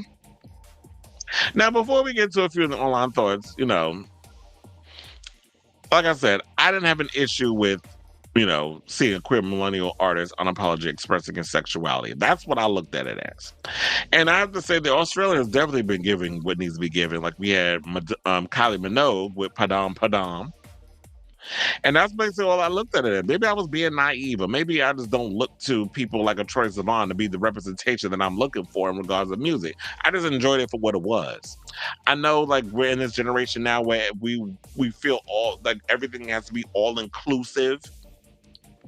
And don't get me wrong, I'm here for diversity. Y'all know me. I'm always talking about being diverse, and you know, being all inclusive in the videos. I live for the choreography. Like I was sitting there on TikTok watching, you know, the actual, you know, choreographer, the people that came up with the music and the choreography, how they put that choreography together. It's a cute little video. And I thought it was just celebrating a sense of euphoria and sexual freedom. And I thought that's what the video captured in the song. Letting go, I feel the rush, and into your touch, oh, I feel the rush. It's so good, it's so good. And look, I think too many people, sometimes y'all get way caught up in the identity politics and y'all just don't let people let these people do their thing and let them do their stuff. I don't look at a Troye Sivan as somebody who has the overall vernacular to be like, you know what? When I'm putting this music video together, let's include, we're gonna have some black people up in there, which he did. We're gonna put of course we gotta have the white queens. We gotta make sure we got trans men up in there, we gotta have trans women, we gotta have the non-binary. So even though you can't easily identify the non-binaries, we gotta put them up in there so that way if somebody say some shit, we can say, look, there was some non-binary people up in there. I could point all of them out if you want. We could go through the video, but who has the time, the energy, and the vernacular to put all that together to appease you? Nobody's not going to do that. Like Troye Sivan, at the end of the day, is an artist, and let him promote what he needs to promote the way he wants to promote it. Let him express his art how he feels. Everything does not have to be a political, teachable moment in regards of visuals, representation, and art, which y'all should be doing, is supporting those out artists that are pushing for body positivity, that are pushing for this, and they do exist if y'all Google. Or like when I was growing up, you know, we didn't have many options in regards of queer representation. I mean, me growing up in New York, I was aware of the up-and-coming queer artists who were doing different genres of music, you know, when it was R&B and hip-hop and everything. You know, we had Sir Ari Goldman, he rest in peace. He was doing, you know, white, Jewish, gay kid who looked Puerto Rican, because I thought he was, doing R&B pop music and having all kinds of representation and things in his videos. He and Kevin Aldean are best friends, by the way. We have Cakes the Killer, who does body positivity and always talks about, you know, he always has to represent for the thick butch queens. We got the Virgo gang, who out here talking about that new gay gang. Look them up. Their videos are overtly sexual. These are two gay rappers from Atlanta. I believe they're from Atlanta. Janelle Monáe. Janelle Monáe is, if you've been watching the visuals for her latest album, she's been doing a lot of body positivity towards women because she's exploring more of her sexual side with women through this album and through the visuals. Lizzo is another one who has been a representation of trying to, big up the big girls and show that representation. But y'all drag her every chance y'all get. And don't even get me started about Sam Smith. He's the main one, where they're the main one, sorry, where they have been out here posting videos, visuals, photo shoots, all of that stuff showing body positivity, wearing scantily clad outfits, gowns, all these other things, and y'all get mad because y'all don't like seeing that on your screen. So you can't have it both ways. You can't talk about body positivity and Troye Sivan not bringing body positivity in their video, but then when Sam Smith does it, you want to drag them over, oh, you doing too much. Oh, you're being sexual. Oh, you're not wearing any clothes. Oh, what about the children? They don't want to see that. Yo, kid, you know how many kids out here, a bunch of damn faggots? Like, why y'all trying to act like that homosexuals don't exist? Like, that's a learned behavior. It's not. It's a part of who people are as human beings. So when Janelle Monáe, who is non-binary, and we have Sam Smith, who is non-binary, and they're out here trying to represent for the non-binary community, and they trying to represent for body positivity, we should take that in and accept it but I think a lot of times y'all not used to seeing that. You don't know what to do with that information. But then you get mad when your favorite artist or someone who's skinny is not putting that representation in their video. I don't expect someone who is, basically what you would consider a twink to have the vernacular and the information and the wherewithal to put that type of thing out there for us to represent. I just saw the video for what it was. I took it for what it was. I enjoyed the song. I think the song is good. It's a good, cute little pop song. Dance pop song. It's a bop. It's one of them songs for the summer. There's a lot of cute songs for the summer that's up for contention. I just heard the new Zayn Malik song, by the way, and I was like, "Oh, this is a cute one too." I'm glad Zayn getting back to basics with the music. He's been doing a lot of interviews too. But anyway, this ain't about Zayn, child. This is about Troye Sivan. But I do have his comment where he basically responded. But some of the tweets was hilarious though. I did cackle at some of the ones where they were like, one said, I adore Troye Sivan, but this Rush video is making me feel some type of way. It seems like a case study of how white gays choose to view queer people as a whole. There's not a single fat person in the entire video, just white twinks and chiseled bodies. He continued by saying, it's not that someone like Troye Sivan has to include diverse bodies in all his videos. It's the fact that he chose to promote Rush as this gay sex liberation anthem, but yet left out a massive chunk of the population he's singing about. Well, who said he's singing about mass population? He's probably singing from his experience, which the song is basically about going out. He was trying to get over his ex. We think he said at the time he wrote the song was about he was getting out of a rough relationship. And I just wanted to go out with my friends and get fucked. Like, I just saw some guy that was hot and I just want to get it in. We could all relate to that. We don't have to necessarily see a literally fat people in the damn video for me to get the context of what he was talking about in the video. I can relate to it. But me having to watch a video, there's many years we didn't have that. It wasn't that long. We didn't have that much representation in regards to stuff. And we got to stop trying to put so much. But we look vicariously through other people based off of the songs they sang and the visuals and that and the third. And what about some of your favorite straight artists? They don't promote body positivity in a lot of their stuff, but I don't hear y'all going in on them. But you want to get in on the gays when they don't do it. And quiet as it's kept, in the mainstream industry, is not that many gay artists. There are a lot going on if you look deep enough in the underground scene, which I've been talking about and promoting them for 2 decades, where, in the days of MySpace, when when out hip hop was on the rise and out pop artists were on the rise and dance pop artists, especially when they were all in New York on the come up, we all migrated together. The Caswells and there's so many other artists out here who make. What about Big Dipper? Big Dipper's another overweight rapper who does music. There's a lot of artists out here who do, that represent. Look, Saucy Santana to another big girl doing hip hop. Do y'all support him? Or maybe he's not releasing enough music. I don't know. But I mean, quiet as it's kept, I don't really follow Saucy like that, but there are artists out here that's doing that. Also, let's continue to read these tweets because I feel like I've been going too long on this whole thing, and I feel like I'm going in circles in regards of giving my opinion on this. And they said the weight limit of the Rush video, they show like a real skinny Mariah Carey that they just squeezed basically all the life out of her. It looked a mess. The music video director for Rush basically holding up a sign saying, "If you're not thin, you're not coming in." So, and then one person, they posted something of a Google map where they're looking for, it said Ozempic near me. So they're looking for Ozempic so that way they can lose weight. Cuddling with a twink feel like you laying on a remote.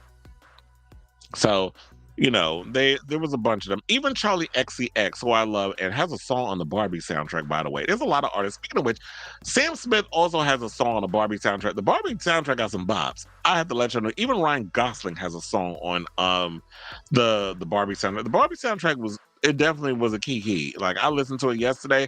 That and the new Nas album. As I say, both those albums are good. So if y'all get a chance, definitely listen to those. But let's get into what Charlie XCX said. She said, "I feel like we live in a world where the audiences feel like expression or art isn't worth their time unless it appeases every single unspoken requirement. It is so boring. If someone breaks common aesthetics, it's weird, or try hard if someone confirms it's offensive." And it says it's offensive and not diverse enough. What a boring discourse. And I think she went on to say something else. Oh yeah, she said, "Actually, Sam Smith has made a load of great music videos / performances that play with the topics of eroticism and sex it is with a very diverse casting. And they have been heavily criticized for doing so. So basically what I'm saying is no one can ever successfully make art for everyone in this current world, nor should they try to." And I agree with that. It's like, we shouldn't have to just, conform just for the sake of conforming.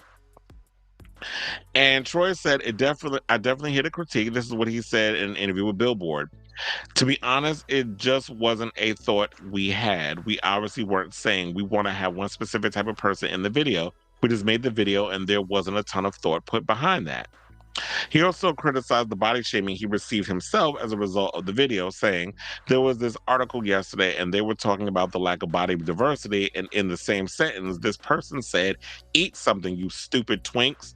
That really bummed me out to read that because I've had my own insecurities with my body image. I think that everyone's body is beautiful as it is, including my own, and it just sucks to see people talk about people's bodies." And that was Vulture magazine, by the way, that if y'all want to know, that basically made that comment. They said, and the title is Troye Sivan's Rush sexy, fun, or gay detritus? So basically saying that is it detrimental to the community? And it's like, sometimes I guess we don't look at it. We don't look at it in this way of like, you know what? You think Troye Sivan has this perfect body, but he's looking at it as like, sometimes people feel insecure. Skinny people feel insecure about their bodies too. I know people. I have a friend who's really skinny. He's always talking he's trying to eat a lot so he can put on some weight and this, that, and the third. But his metabolism just is what it is. So we all can have what we want in life unless you plan on buying it or whatever. And so yeah, and look, here's the thing. Me, over the years, I have attended so many different types of parties. I've gone to the parties that Troye Sivan represents in the video. I've gone to bear parties. I've had a lot of fun at those parties. I've gone to parties where you see all different types of body types in one room together. So I feel like this is no big deal. And like I said, Janelle Monáe, Lizzo, Sam Smith, there's so many people out here who have been representing the community in regards of body positivity and this, that, and the other. And I think at the end of the day, we need to learn how to pick our battles. And what we should be doing is focusing our energy on the politicians who are trying to take away our rights as queer human beings and not fighting over the fact that a music video didn't include because you don't see yourself in a music video, it's not a true representation. So now what's going to happen is this poor boy is going to have to feel like, well, my next single, because this song did so well, now my next video that we secured the money for, because he did mention that the other day, now if we put people in the video, then it's, we got to include the body positivity. And then when he do that, oh, now you pandering. Now you doing because they complain. So it's a lose-lose situation. You can't win for losing. You do, damn if you do, damn if you don't. So leave the boy alone. Let him make what he want to make. And as Gandhi said, be the change y'all want to see in the world. How about y'all record a song, y'all make a video, and you put who the fuck you want to put in your video? How about that? Now, from one semi-controversial video to a full-on controversial video, let's get into this fool, Jason Aldean, that manufactured asshole, who, in my opinion, he's not a good singer. But anyway, so Country Music Intelligence says it will no longer air the music video Try That in a Small Town by Jason Aldean after critics of the video said it contained lyrics that glorified gun violence and conveyed traditionally racist ideas, which the video does. And what pissed me off, because here's the thing, when I do research, I gotta go in. So I stomached the nerve to actually watch the video. And to me, it was very much anti-Black Lives Matter. And it was rooted in racist undertones and dog whistles. That's basically what I was getting a lot of when I listened to the song, based on some of the shots, and I have a lot of the historical symbolisms that's in the video. I'm glad the Advocate did this article because they laid it all out, Chad.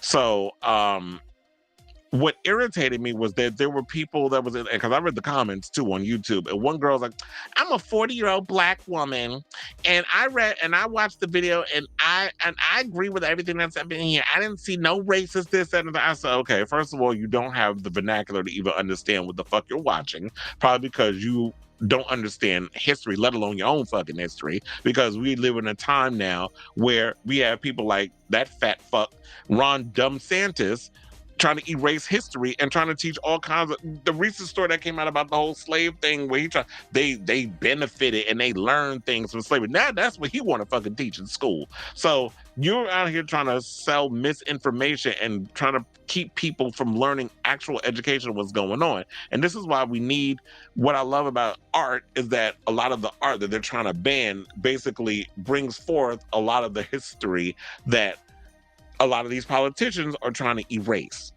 Because I've noticed music, with music, with the videos, with biopics, a lot of these documentaries that's been coming out lately, we're learning the history of things that politicians are trying to hide from us. And there be times I forget something. I'm like, well, damn, I totally forgot about that when I learned that in school, because it's like, when you've been out of school for so long and you're bombarded with so much information, you forget about things until you watch a documentary, you watch a movie, and it's like, oh my God, I totally forgot about that.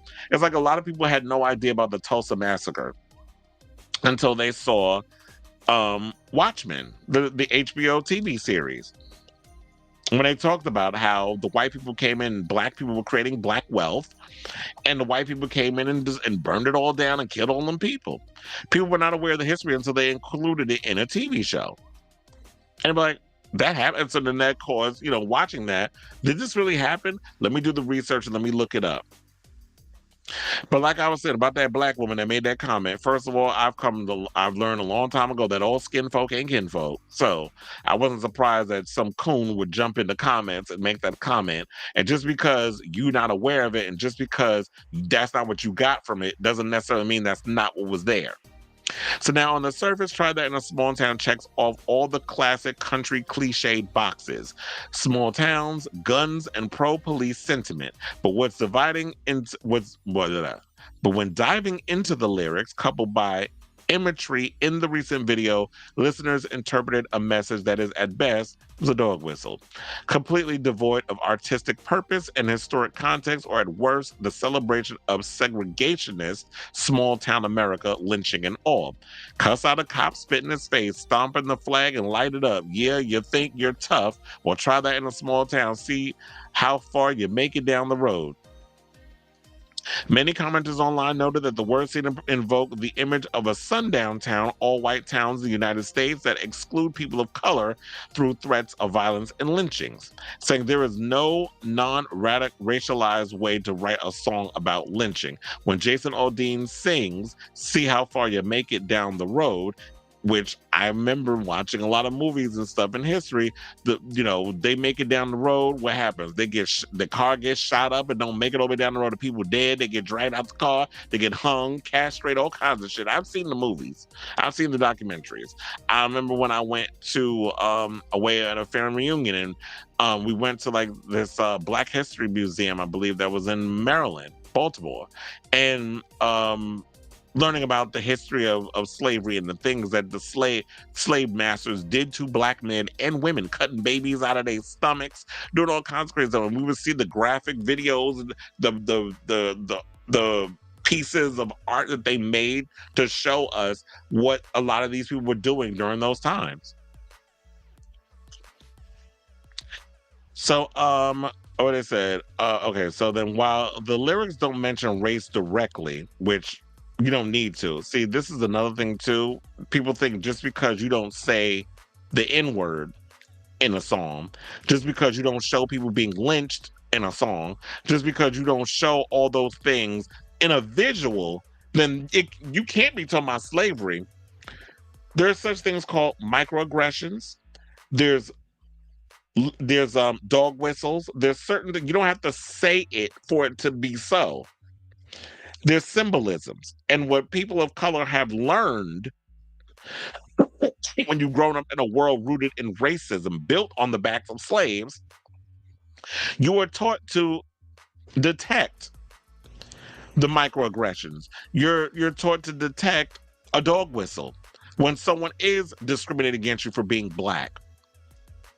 So when white people can sit and deny and pretend things don't exist in history because y'all good at denying shit. I'm not saying all of you. I'm talking about the bigots. But if the shoe fit, bitch, that's all I'm going to say. So you could deny and do all this other stuff, but that doesn't negate the fact that it is what it is. So the music video then features clips of the 2020 Black Lives Matter protest, showing protesters burning American flags and clashing with the law enforcement. Well, I'm sure they were burning those flags because they felt like America, even though, we are living in this country, land of the free, home of the brave, as y'all like to promote, this world is built for white people to coast through life and not have to deal with discrimination and all these other things. But then, of course, Fox News will feed you other bullshit with they're coming to take your jobs, they're coming to do this, they're coming to do that. I'm not going to get in a whole list of what all of that is and what that entails. Social media is your friend. If you really want to dig in and peel back that onion, you can do that on what it is and when they would pit different races against each other in regards of situations of the historical context of, oh, they coming to take a job. First of all, y'all motherfuckers wouldn't do the job anyway. So that's why you would bring certain people over. You had the Chinese building the railroads and this and the other. There's a whole historical thing. You could watch that whole thing play out on the show Warrior that comes on HBO. Well, I have HBO Max, so that's where I watch it on. But yeah, they unpack that whole story about the Irish thought they were going to be out there building the railroads, and they sort of the Chinese would be cheaper, so they went and they brought them in, and they had them building the railroads, and it started this whole race war. There's a whole bunch of historical shit that this country has been benefiting and doing over the past centuries. So when you have Black people burning flags, they feel like this is not a country that is for us. Y'all out here killing Black people for going to the store, getting a pack of Skittles and a damn drink. You're killing Black people, pulling them over, for having a taillight. When you have to deal with Ahmaud Arbery driving down or going in a road, in a neighborhood, and people chasing them because you don't belong here and you taking somebody's life over there, or you pull a Black woman over and you shoot her. She ends up dead, and nobody knows what happened. And then you got a man with a knee put on his neck for 10 minutes, and we see the footage. And y'all trying to act like, oh no, we didn't do this with this, like trying to act like we not seeing what we see it in the footage. So when people are at their wits' end, how do you expect them to act? Protests aren't always. I mean, for the most part, protests are peaceful, but they're not always peaceful. And they don't need to be. But of course, I want to show one little aspect to just give credence to, oh yeah, try that in a small town. But here's the thing, them same small town people that you referring to, didn't they start something called a fucking insurrection on January 6th? Where was that footage? Why didn't you put that in the music video? Because if you're trying to be fair to about trying shit in a small town, you shouldn't have just only based it to Black Lives Matter people, but we get what the agenda was. We knew who this dog whistle was towards. This was towards a specific base of people. The Fox News set who have been lying to these people about the whole January 6th insurrection, these are the people that you're basing this song to. Those are the same people that was out there in Washington trying to find Nancy Pelosi and kill her. And all these other things because of the propaganda that orange asshole that's hiding out at Mar-a-Lago in Florida, who they need to hurry up and lock his fat ass up, was spewing lies and propaganda that a lot of y'all believed and still want to believe. There's people out here who literally think, and I saw this video, I kid you not, this dumb bitch was on screen talking about how Trump is president, Joe Biden in the White House is not really Joe Biden, it's a clone. And the real Joe Biden is dead. I'm like, what? Ma'am. Now, clearly the only thing that's dead on you is your fucking brain for you to even come up with this thing. But I feel like I'm going I'm going off base with all this other stuff. But I feel like all of this plays into the direct stupidity that Jason Aldean likes to play into. He plays into that particular audience. So my thing is like, people burning those American flags, a clash with law enforcement. Law enforcement don't, I've seen law enforcement in New York escort the Proud Boys through our subways, not having to pay car fare, none of this other stuff. But let Black Lives Matter protest do. Y'all spraying, pepper spray in the eye. I remember the time when, who was it? The whole situation where the homeless black guy was killed on the train because this army dude or this military dude put him in a headlock. The big protest and stuff that was going on in New York, how they was treating a lot of the people with that lockdown, what was it, Lexington Avenue, that whole station, they was not letting trains come in and all this other stuff, the way the police was handling them, the way they've always handled the liberal protesters versus the way they handle how y'all just escorting the Proud Boys through New York like they're getting a fucking grand tour, and this is given to you courtesy of that coon we got as a goddamn mayor. I need his black ass going too.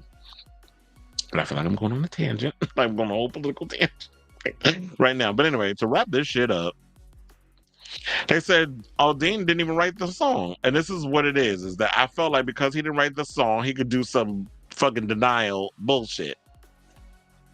But when you're putting Black Lives Matter movement footage in the video, you had to know what they were doing in the video. When you're shooting the film, your music video in front of the Maury County Courthouse in Columbia, Tennessee, you had to know what that was. And for those of you who are not aware, in 1927, the courthouse was the site of the burial lynching of 18-year-old Henry Choate, a black man who was dragged behind a car by a white mob and hanged from a second-story courthouse window. As Mississippi Free Press News editor Ashton Pittman noted, that's where Aldean chose to sing about murdering people who don't respect police. So clearly, you're racist. Jordan Neely, thank you. That I was talking about. You're racist, but you want to act like you're not a racist. And of course, we got Travis Tritt and all these other idiots out here defending him. And then I felt like there was other people who were just jumping on the bandwagon because y'all want to be clout chasers. But yeah, well, you can come to our town and you can perform that song and we'll play you on the radio.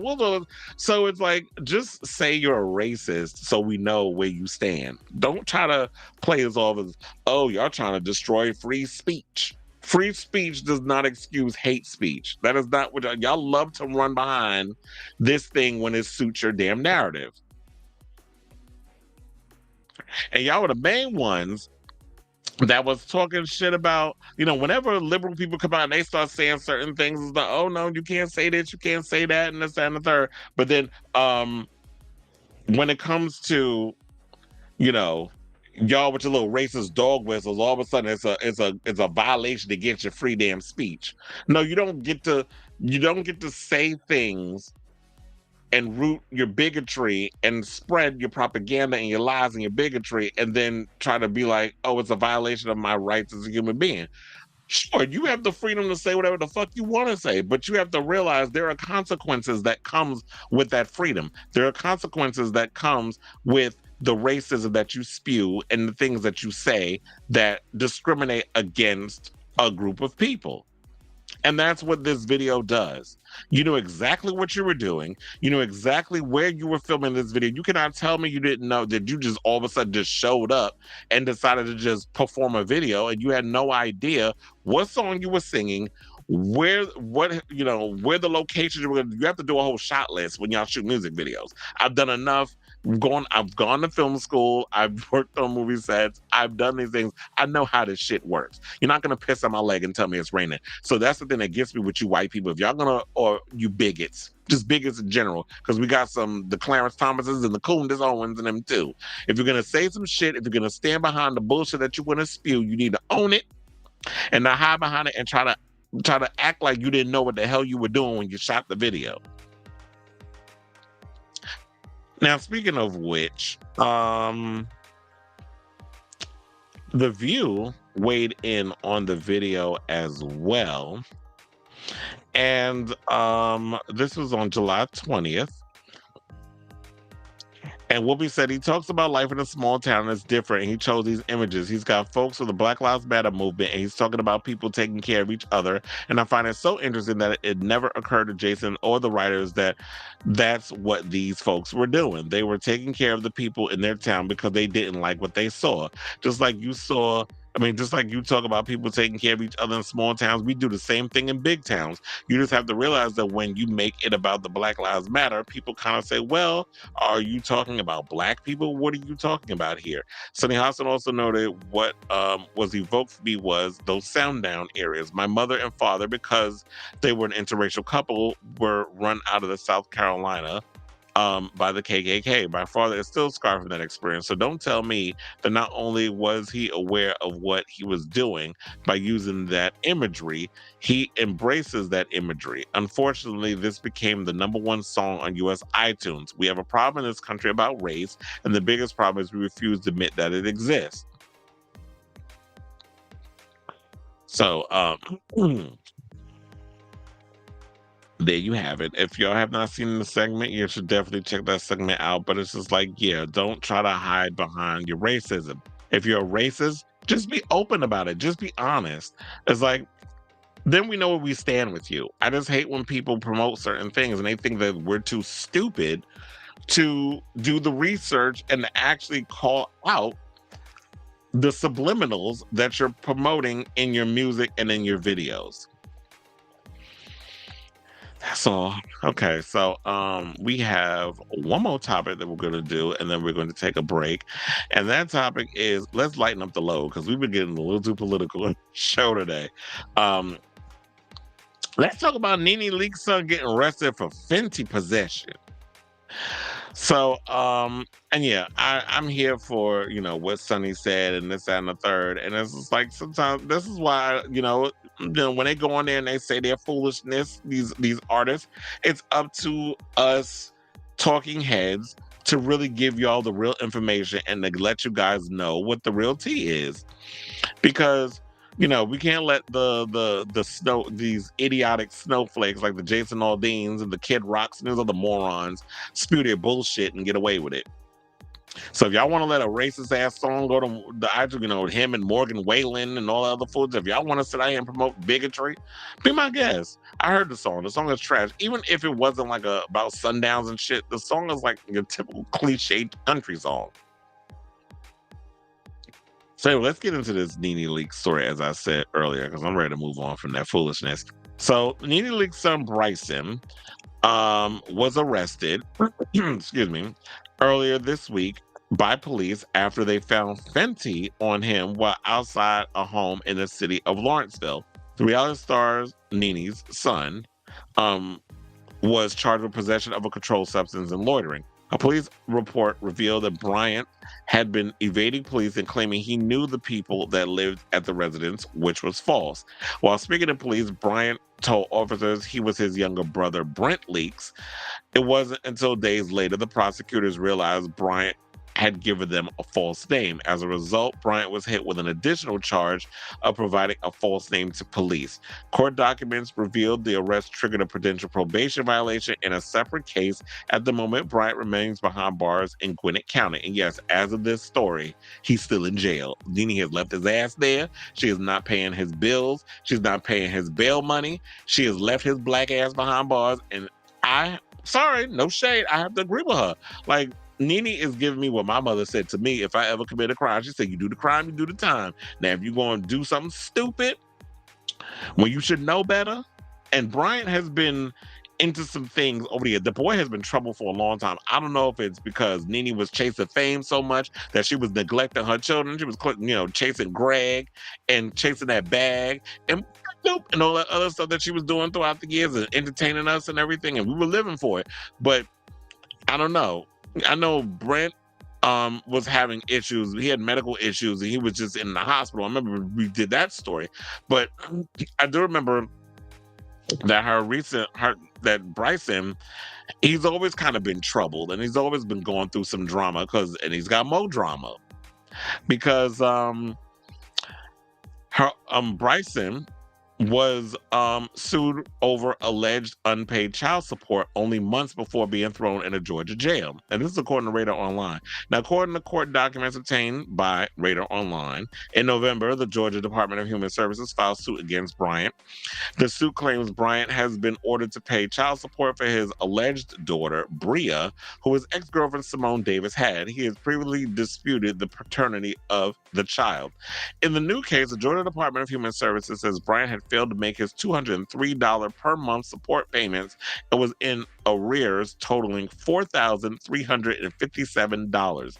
Defendant is in arrears due to willful and continuous refusal to comply with the order of the court. The agency demanded Bryant be thrown in jail until he paid up on his support.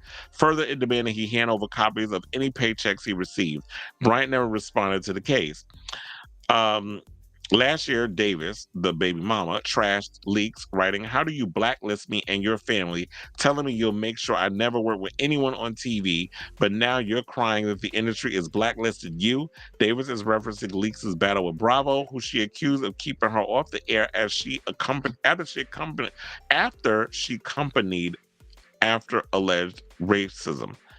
After she accompanied after alleged that don't make no sense. But I didn't write the article. That's Radar Online. But anyway, she added, "You don't do anything for your grandkids. You got fired from hashtag Real Housewives of Atlanta," before adding, "You have no real friends."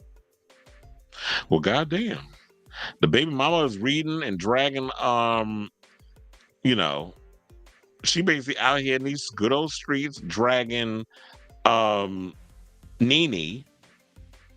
And then we got her oldest son not paying child support, being caught with fentanyl. That's the conversation we should be having. What is this boy doing with Fenty? First of all, we all know how dangerous that drug is. We've heard so many people die of accidental overdoses because fentanyl has been laced with whatever drugs that these kids have in their possession. And a lot of people die like, look, Michael K. Williams had, heroin laced with Fenty. We've been hearing so many famous people who, they snort cocaine or they put it in the weed and this, that, and the third, and they winded up dead because there has to be a certain amount of dosage. We have a serious issue with fentanyl in this country, and we need to figure out how to make this thing. We need to deal with this epidemic, and I hope Nene's son gets the help that he needs. I know she's got a lot on her plate right now, and this, that, and the third, but I kind of feel bad for him. But this boy's he's been going through it. Remember the season of Real Housewives of Atlanta when her and Sheree were going at it, and Sheree had the nerve to drag Nene's son in the conversation, and Nene looked like she about to beat that bitch ass. When she was like, "Fix your face," or whatever the case was, that conversation. But yes, it's sad that when a celebrity has to deal with this with their kid, and she even mentioned something, and I was thinking about this too, is the fact that the kid fucks it up for the parents. So now all this is going to come on Nene because of his behavior. And it's like, he a grown ass man. He's what, 30 years old? At some point, you got to take responsibility for the things that you do. And I'm sure there have been many times where she's bailed Bryson out um, in a lot of situations.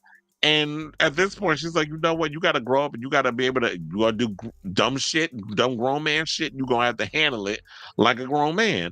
And deal what needs to be done. So good luck to you, Bryce. Good luck to you, Nene, because child, you're gonna need it. And I'm sure this story is gonna keep going on and on because I've been seeing many stories about this throughout the week. And I'm sure we come back next week with another episode. There's probably gonna be more coming out about it. And when it does, I will definitely be on this show talking about it.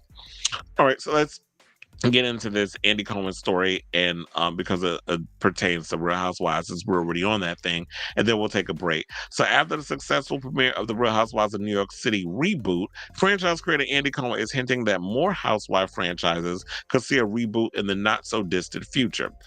According to page 6, they're saying that now that RHONY has had such positive feedback, are you thinking about rebooting another franchise?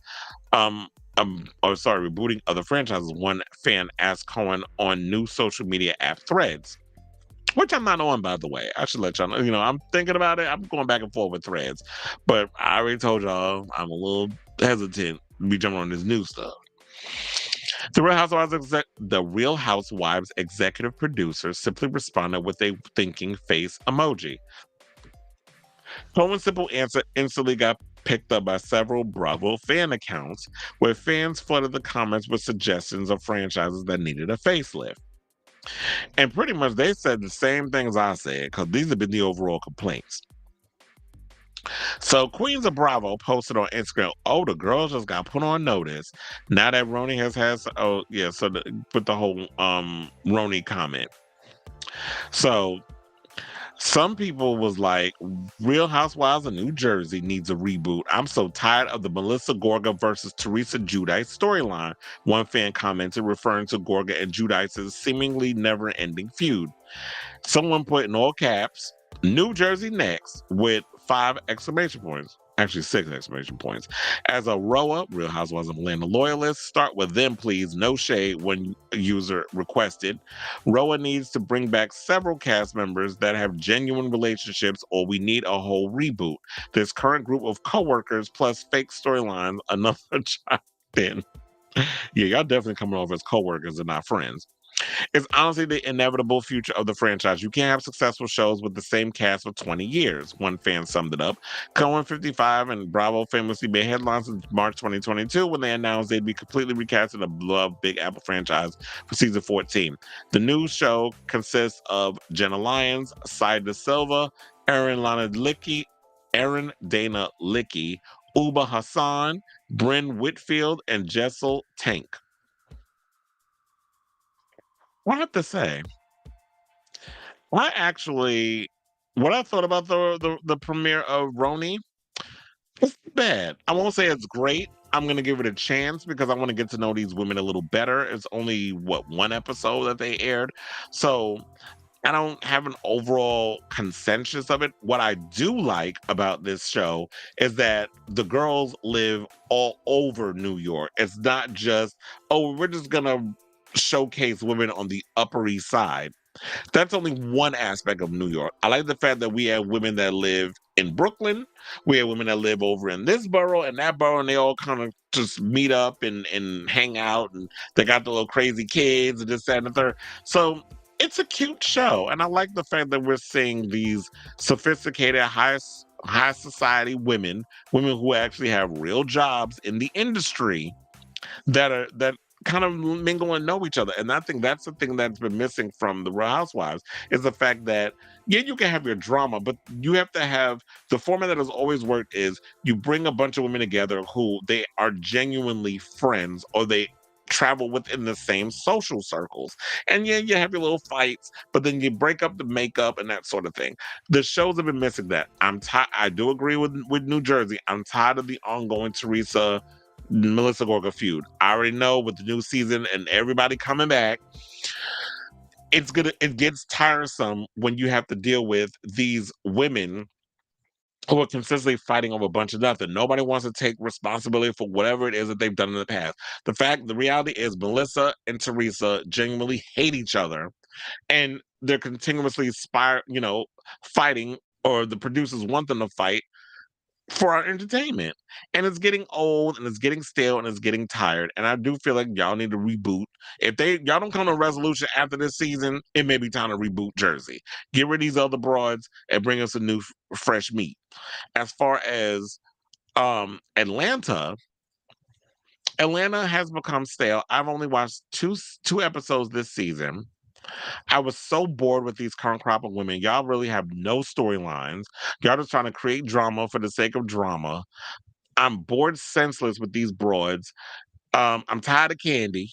I live for Candy Burns, but girl, you are just working my root canal nerve on this show. Like, you really have no storyline. I don't care about your 5,000 fucking businesses and how you try to juggle your husband and your kids, and Ace always crying, Mommy, don't spend time with me. Like, I'm tired of that. Like, okay, it's boring. Like, it's not a real storyline. I don't care enough.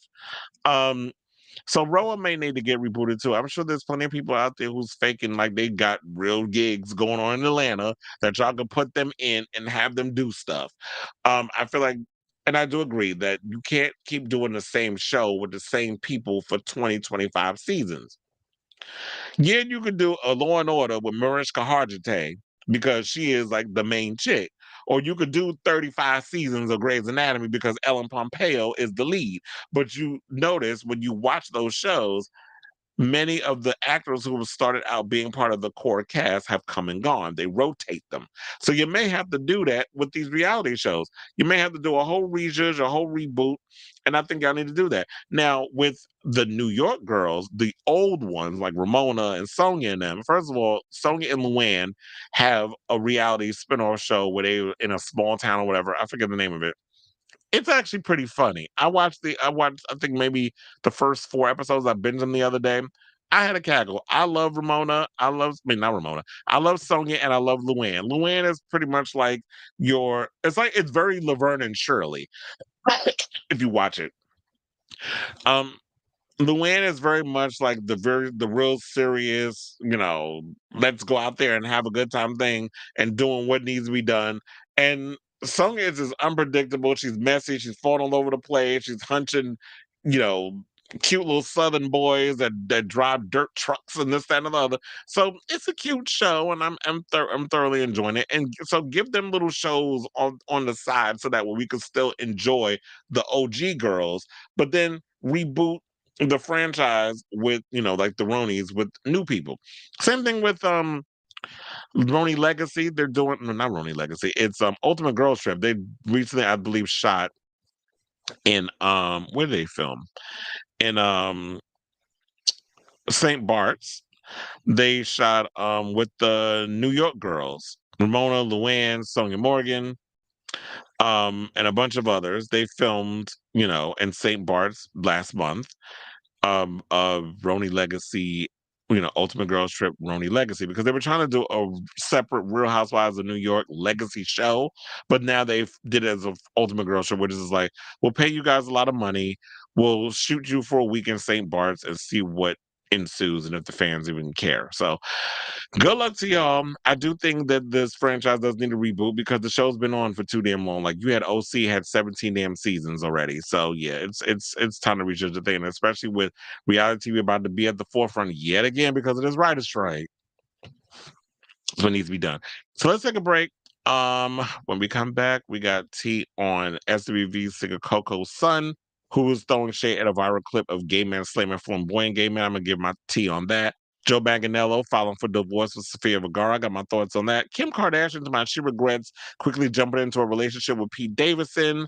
Ben Platt, who's a Nepo baby, doesn't like to be called a Nepo baby. And we got some drag race news regarding the winner of RuPaul's Drag Race, the rumors surrounding the All Stars 9 cast, and Jinx Monsoon got some tea with SAG and all that good stuff. So don't go away. We're going to take this little break, and we'll be right back with more of Chris Avalon Unfiltered.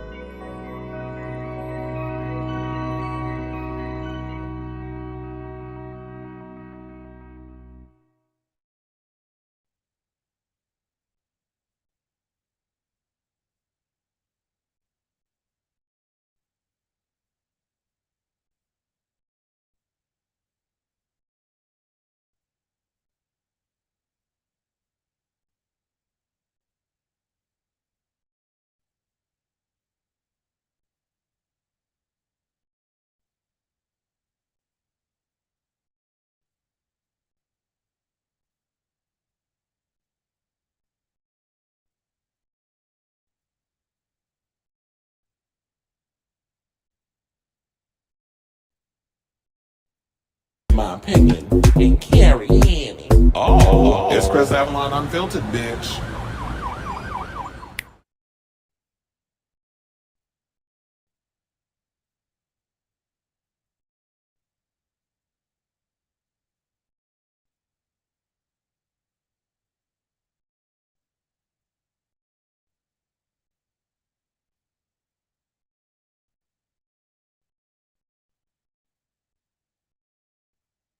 Comment, I said it's definitely or something along the lines of, oh, it's the big ass girls thinking that they have an opinion. We're not finna get on here like you finna check me, girl, because you don't give that energy in real life. So don't give it like that. You really don't. Well, because I haven't had the need, so I'm not trying to get you on. You don't, and you won't have the need on my motherfucking watch. No, the fuck you won't. Secondly, let me clear this the fuck up, Bobby. You think you're that girl, and Peaches should have had your spot on the show. You're the lesser artist, and you're not that girl. So you need to have several seats and humble the fuck up, bitch. You're not the girl you think you are. You're really not. You're really not. And I've been on it, but I just didn't want to hurt your motherfucking feelings. But you keep thinking that you having a moment, girl. You're not. You came up showing like $2 every time. Bitch, I gave you your moment, bitch. You ran outside crying, girl, because I asked the question. We don't give a fuck about nothing you couldn't even answer the fucking question. You don't get to hear my music because it's not free like yours. Like, we gonna keep it, bitch. One thing we can't talk about, we don't care. I'm an artist. We don't care. We don't care. You see me laughing over here? We don't care. We don't care. We don't care, and you're nowhere, girl. You're nowhere, and you will never be. Okay, well, when you bitch. hear, I'll do it. Come on. Girl, what the fuck? Faggot. What did she just call me? The faggot. I'm sick of this bitch. Big Rosie O'Donnell. Ah! Oh my God! Wow! Wow! Wow! Wow! Wow! So I just want to see. I see the dress that you have on. I want to, see your fashion sense. You're out of breath. Are you trying to lift your neck up that you don't have, or what's going on there? You got a bit of mold.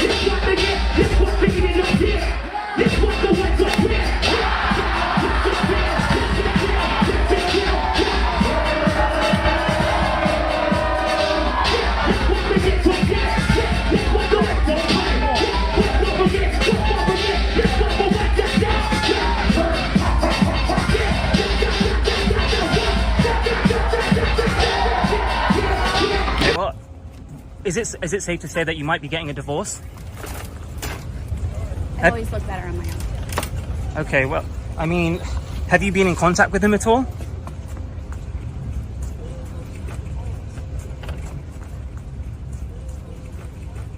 There's been obviously a lot mentioned in the media recently about you staying in this motel. Why were you staying in like a cheap motel? Are you a parent? You know you would do whatever you can for your kids, right? Tips from a drag queen. Oh, I need one of these. The new Is it my bra? Want to know what really fills it up? chicken nuggets. Yes, bitch. Yes, ma'am. I'm trying not to pee my pants right now. My opinion, and carry in. Oh, it's Chris Avalon Unfiltered, bitch.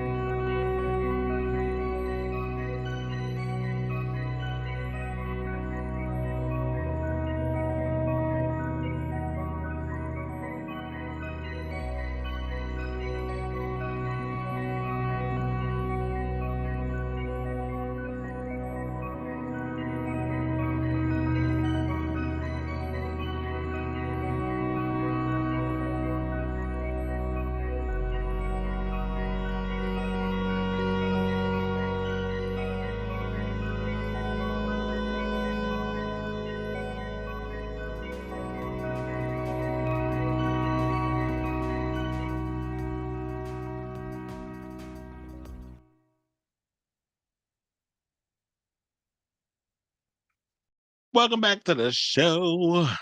Hope you enjoyed that short little break as I was pulling up these other topics for the second half of the show. All right, so let's get into some things, honey. So, singer and model Jay Michael, who is also the youngest son of SWV singer Coco, is clapping back at a viral clip from the Talk That Shh podcast, which addresses the claim that flamboyant gays do too much. Now, Jay took his official Twitter stating, "Why should us flamboyant feminine gays dial ourselves down to make y'all feel comfortable?"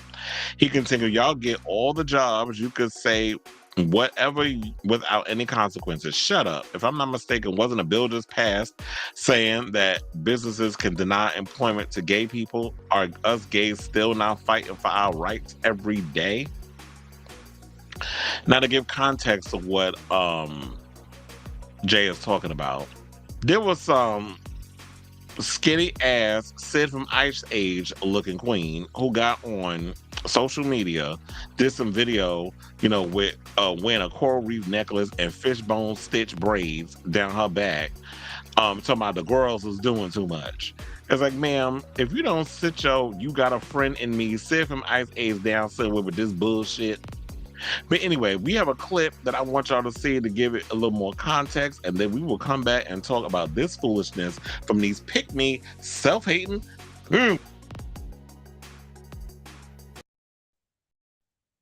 Friends are straight men. I don't really hang out with gay people. Don't cancel me. I feel like gay people do too much. Oh. Decorum, right? A lot of people feel like some gay people do too much because there is this constant want for attention of, hey guys, I'm gay. People feel that way, where a lot of flamboyance, a lot of attitude, a lot of sass, nothing wrong with it, but I just feel like time and place matters. And a lot of people don't know when to tone it down a little bit. And it's almost as if, like, you see how protective I'm being of my words? Gay people don't have that same protection. Like, you guys could go out here and say everything about straight people and don't face any consequences. Yeah. And then so, like, you see how I gotta talk right now where I can't say nothing too crazy because I know if I offend the community, it's clipped. Those rules don't apply to gay people. Damn, like, y'all getting all the privileges, all the rights, all the jobs, and we can't say nothing if we're uncomfortable, but we make you guys uncomfortable and then we're out of here. The loud gay people are the one that gets the attention. Women can relate. Chav, you don't shut the fuck up with all that bullshit. First of all, we've come from a time, first of all, what's sleep? And it's not past my bedtime. I'm over 21. But anyway,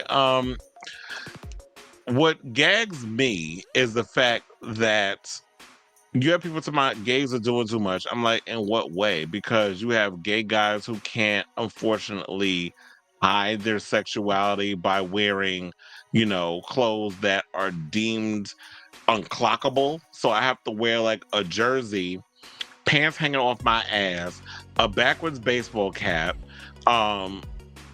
disrespecting women, beating on women. So that's how we could dial it back by perpetuating these misogynistic ideals of what it is to be a man in this country.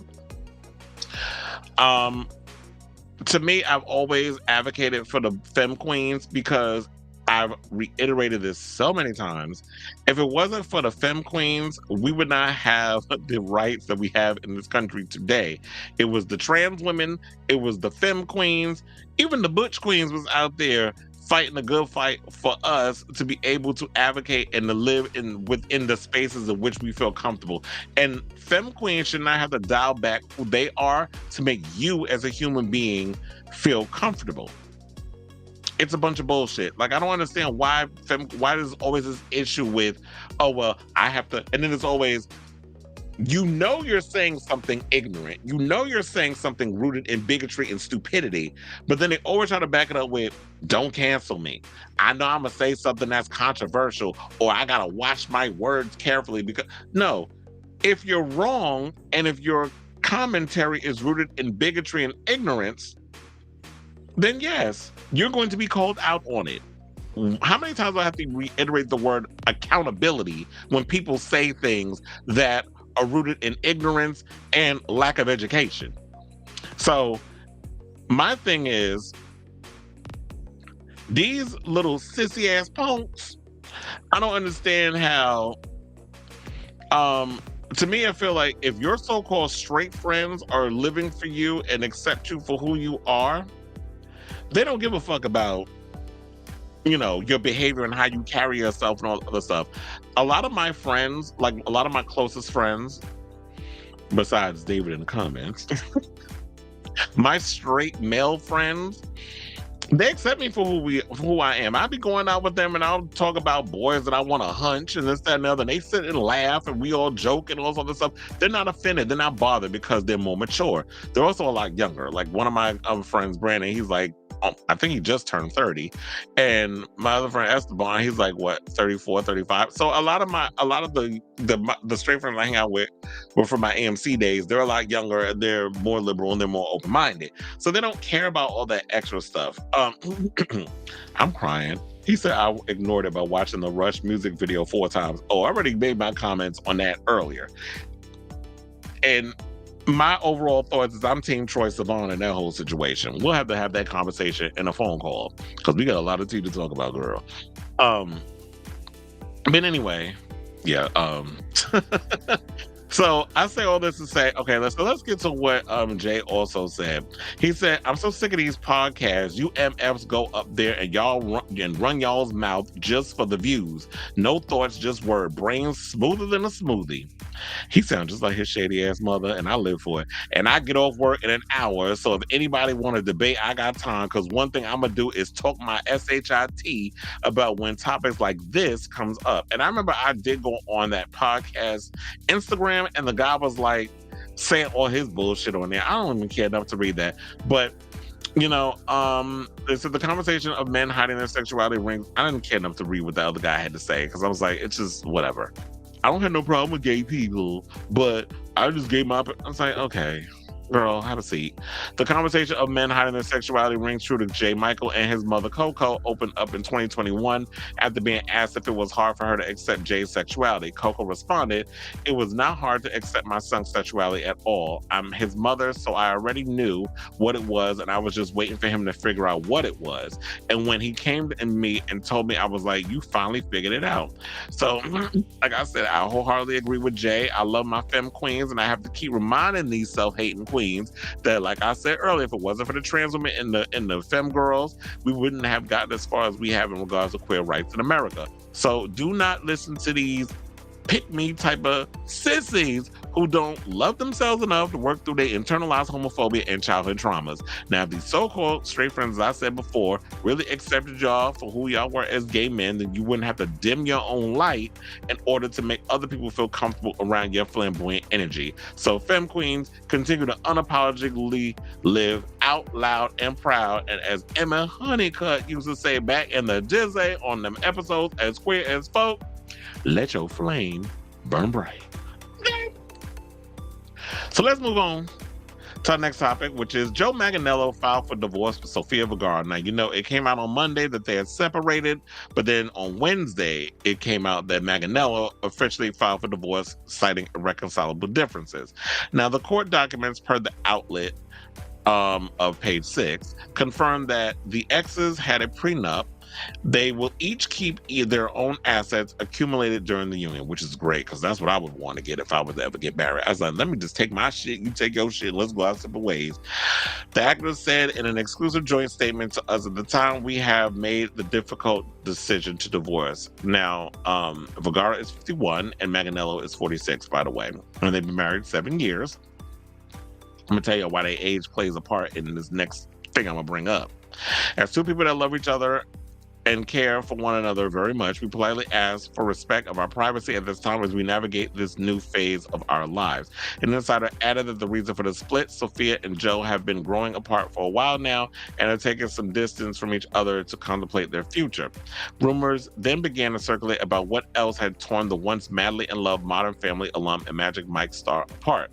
A source previously claimed to the Daily Mail that Manganiello's decision to get sober had impacted his marriage since Vergara still indulged in booze on social occasions.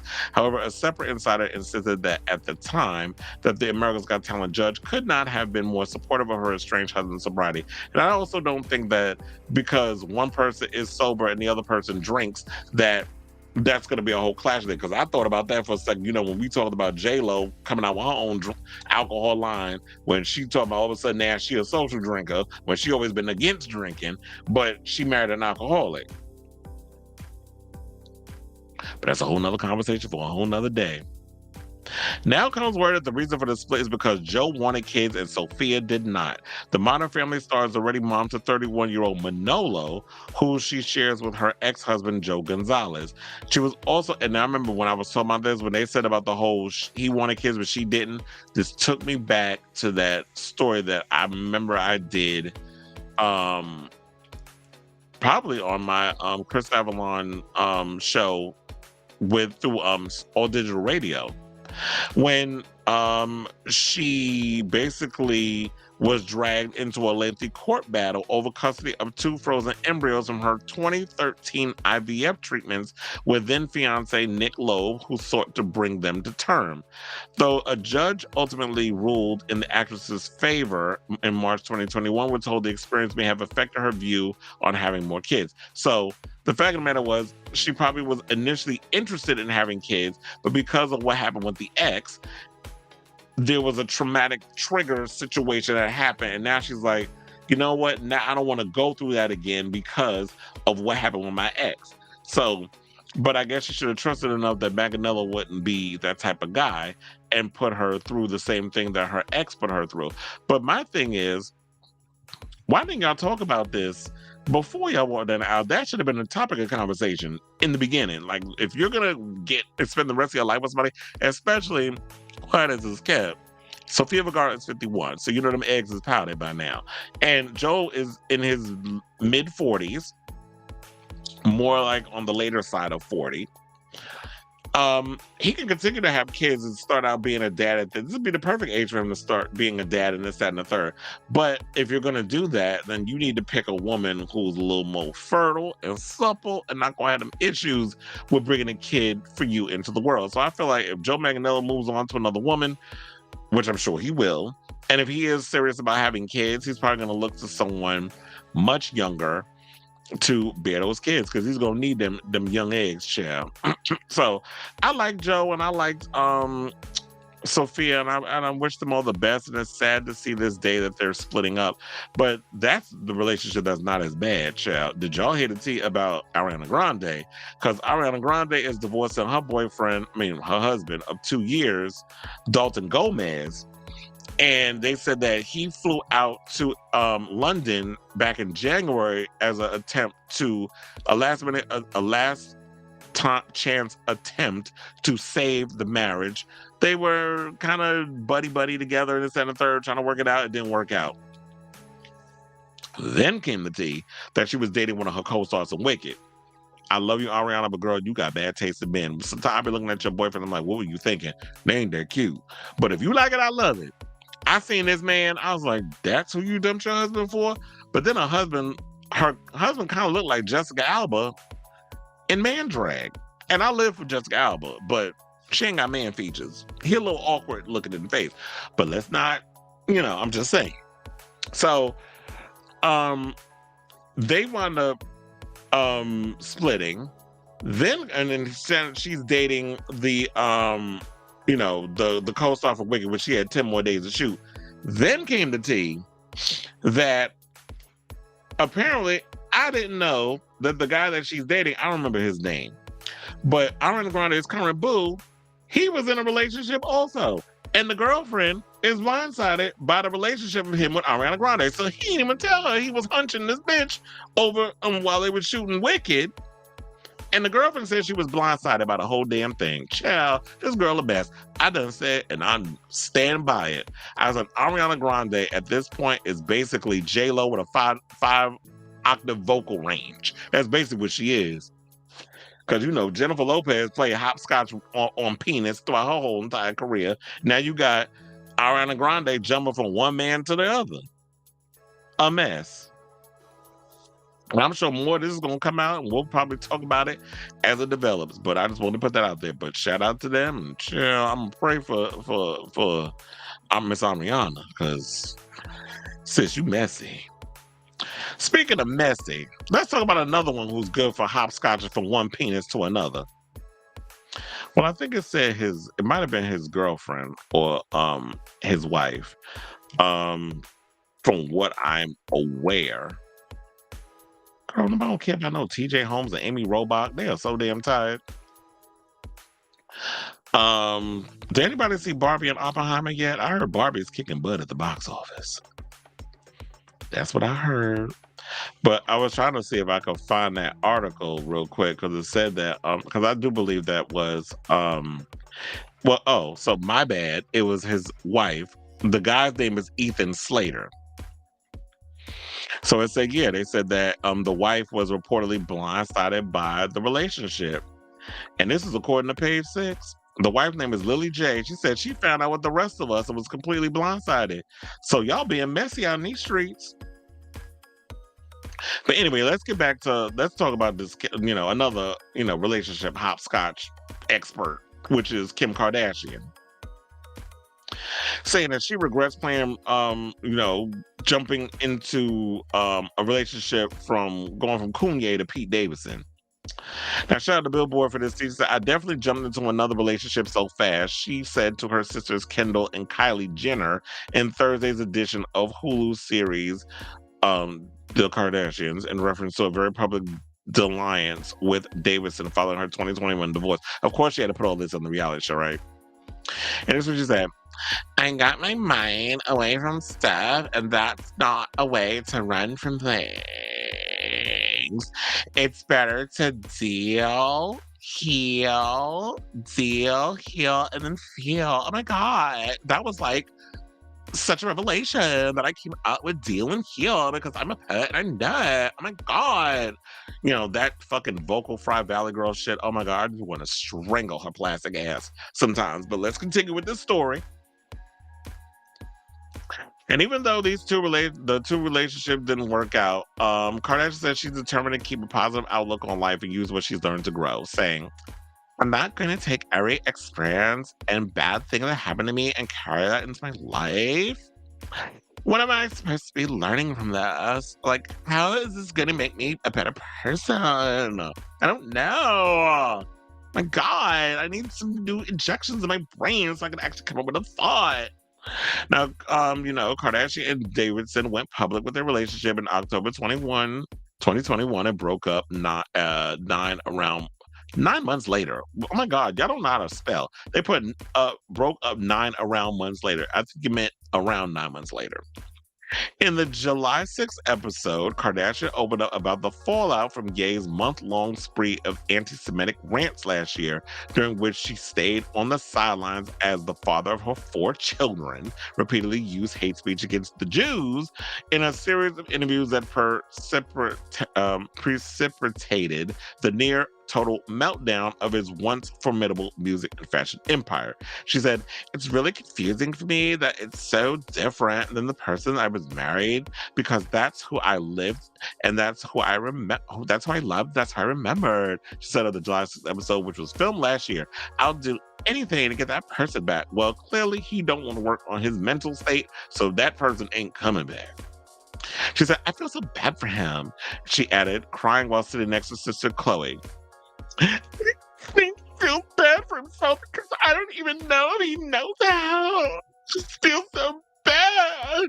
While Ye has all but disappeared from public view in the wake of his public meltdown, the Today Show reported last month that Davidson entered a rehab facility for undisclosed reasons. And here's my thing. You said you were so quick to jump in a relationship. The worst part of that whole situation is that while you were in a relationship with Pete, which I think you got into that immediate relationship because you were trying to get over Kanye and you wanted to make him jealous. You knew the damn lunatic would feel all kinds of way, like he act like he owned your ass. I mean, he dressed you up like you were his personal little rag doll. He was basically David LaChapelle and you were Amanda Lepore. Like you were his personal muse. He wanted to dress you up like a little doll. You went along with it because you want to get your foot in the door of fashion, because quiet as it's kept, what's her name?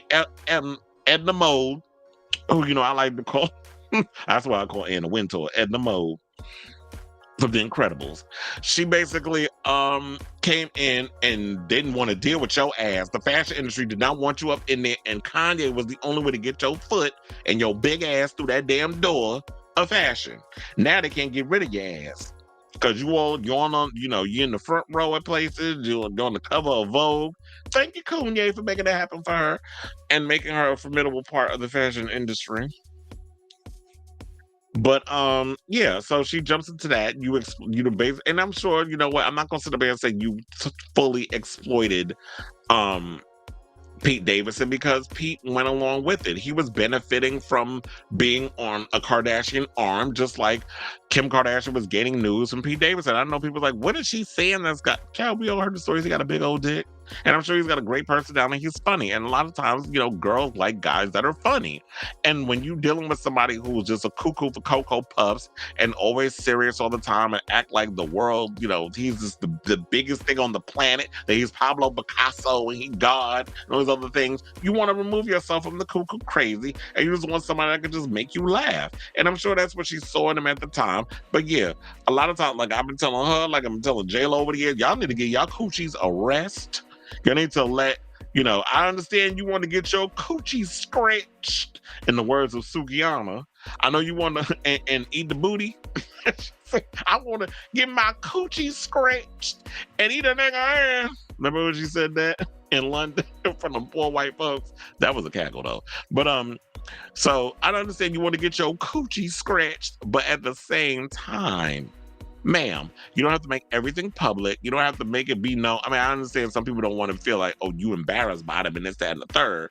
But at the same time, it's like she immediately introduced him to the kids, which I don't agree with that. I know regular people that do that when they jump from one relationship to another.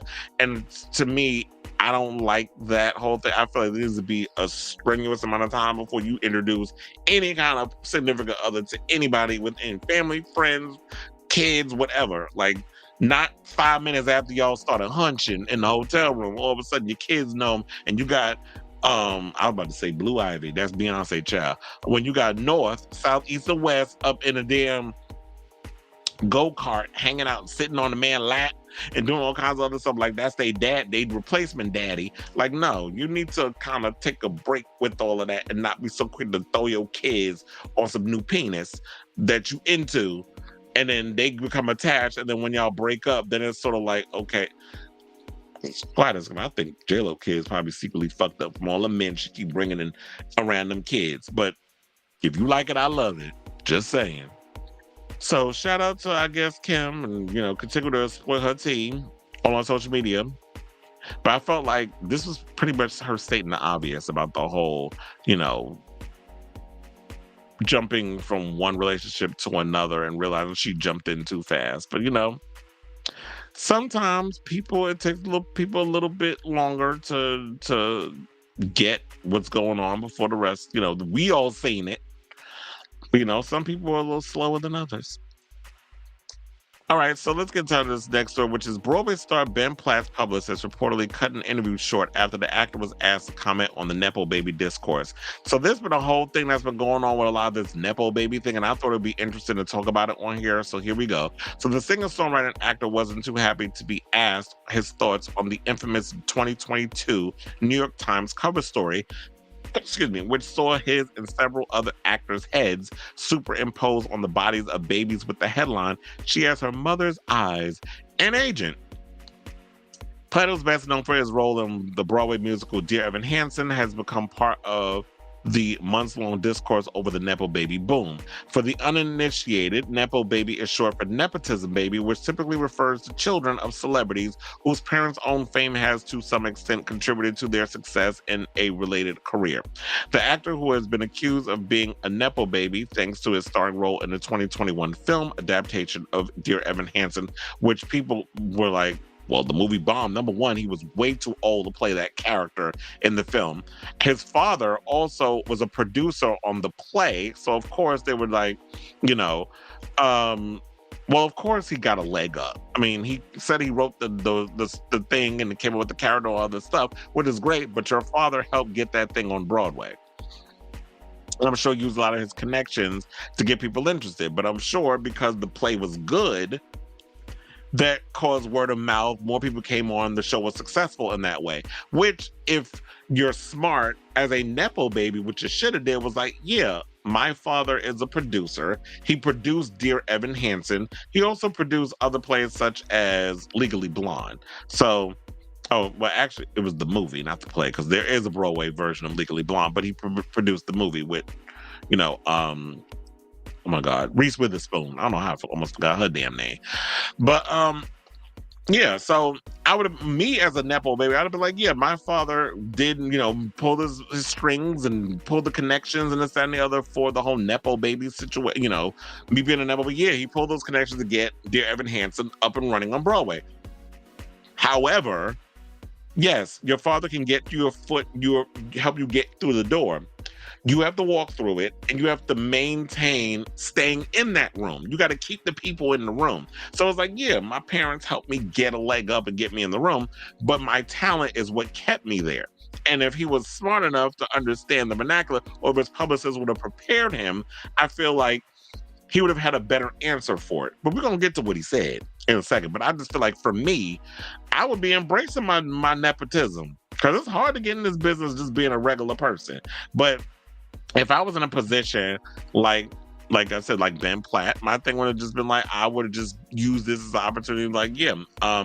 But at the end of the day, it's like, yeah, you can get a couple of your father's industry friends to come see this play, but if after 6 weeks people ain't coming, they gotta close. So it's considered a failure. But the fact of the matter is that Dear Evan Hansen was a huge hit on Broadway and won a lot of Tony Awards. So clearly this kid has got something, and he is talented. So I don't know why he didn't just say that, but I guess maybe he didn't have the vernacular to word that. So, and he was 27 at the time when he when he was trying to play a high school singer. But Hollywood been doing that for years. I've been hiring 30-year-olds, 35-year-olds. Wasn't Gabrielle Carteris damn near 40 when she was playing Andrea on 90210? But anyway, so other major Hollywood stars at the center of the Nepo baby discourse include face of Chanel No. 5 and the Idol star Lily Rose Depp, who is the daughter of actor Johnny Depp and model Vanessa Paradis. American Horror Story's Emma Robertson, who is niece of A-lister Julia Roberts, and her father is oh my God, how did I forget his name? Why am I thinking John Roberts? Eric Roberts, that's her father. Mad Max Fury Road's Zoe Kravitz, who was the daughter of Lenny Kravitz and Lisa Bonet. Nicolas Cage, who was the nephew of Francis Ford Coppola, the director, and a cousin of directors Roman Coppola and Sofia Coppola. More notable names in the biz of acting, modeling, and music with the Nepo baby status include Dan Levy, Willow and Jaden Smith, Maude Apatow, Gwyneth Paltrow and Apple Barton, Lourdes Leon, Robert Downey Jr. and Timothy Chalamet. And it's funny, at one point we had two Nepo babies dating each other. We had Timothy Chalamet. I remember when he was first coming up in the industry, he was dating Lourdes, Madonna's daughter. I wonder how that went down. Platt, who was asked how he feels about being a Nepo baby in an exclusive interview with Rolling Stone on Friday, July the 14th, to which he responded by saying he would skip right over. He would skip right over the question. We're going to skip right over that if we can, Platt said to the interviewer, to which they replied, no comment. Platt's publicist then reportedly intervened and asked the reporter to focus on his new comedy film, Theater Camp, which Platt was promoting. Excuse me, a few questions later, and the publicist then intervened again, cutting the would-be 45-minute interview in half and giving the reporter just one more question, which they dedicated to a question about his recent engagement. Because he's engaged to, oh my God, what's his name? Noah Galvin, I believe is his name, who was on that, what was that show? The Real O'Neills, I believe he was on that show. So yeah, they're engaged. The last time I saw Noah Galvin and Ben Platt, they were at the Tony Awards when the producer got up on stage and was like, thank you, Roro, for putting Eric.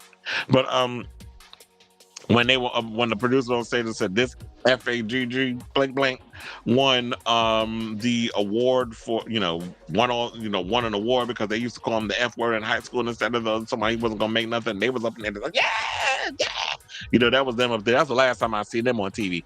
But to me, I feel like when you refuse to engage in the question around nepotism, it's really gonna I feel like it's gonna put more of a target on your back. Just embrace it. I feel like there are a few people who have embraced their nepo baby syndrome, their nepo baby status. John David Washington, who is the son of Denzel Washington, eats it up and embraces it. We have there was another actress that I just had in my head. Who is the daughter of Ethan Hawke, Maya Hawke, Ethan Hawke, and oh my God, why am I'm forgetting names today. Beatrix Kiddo from freaking Kill,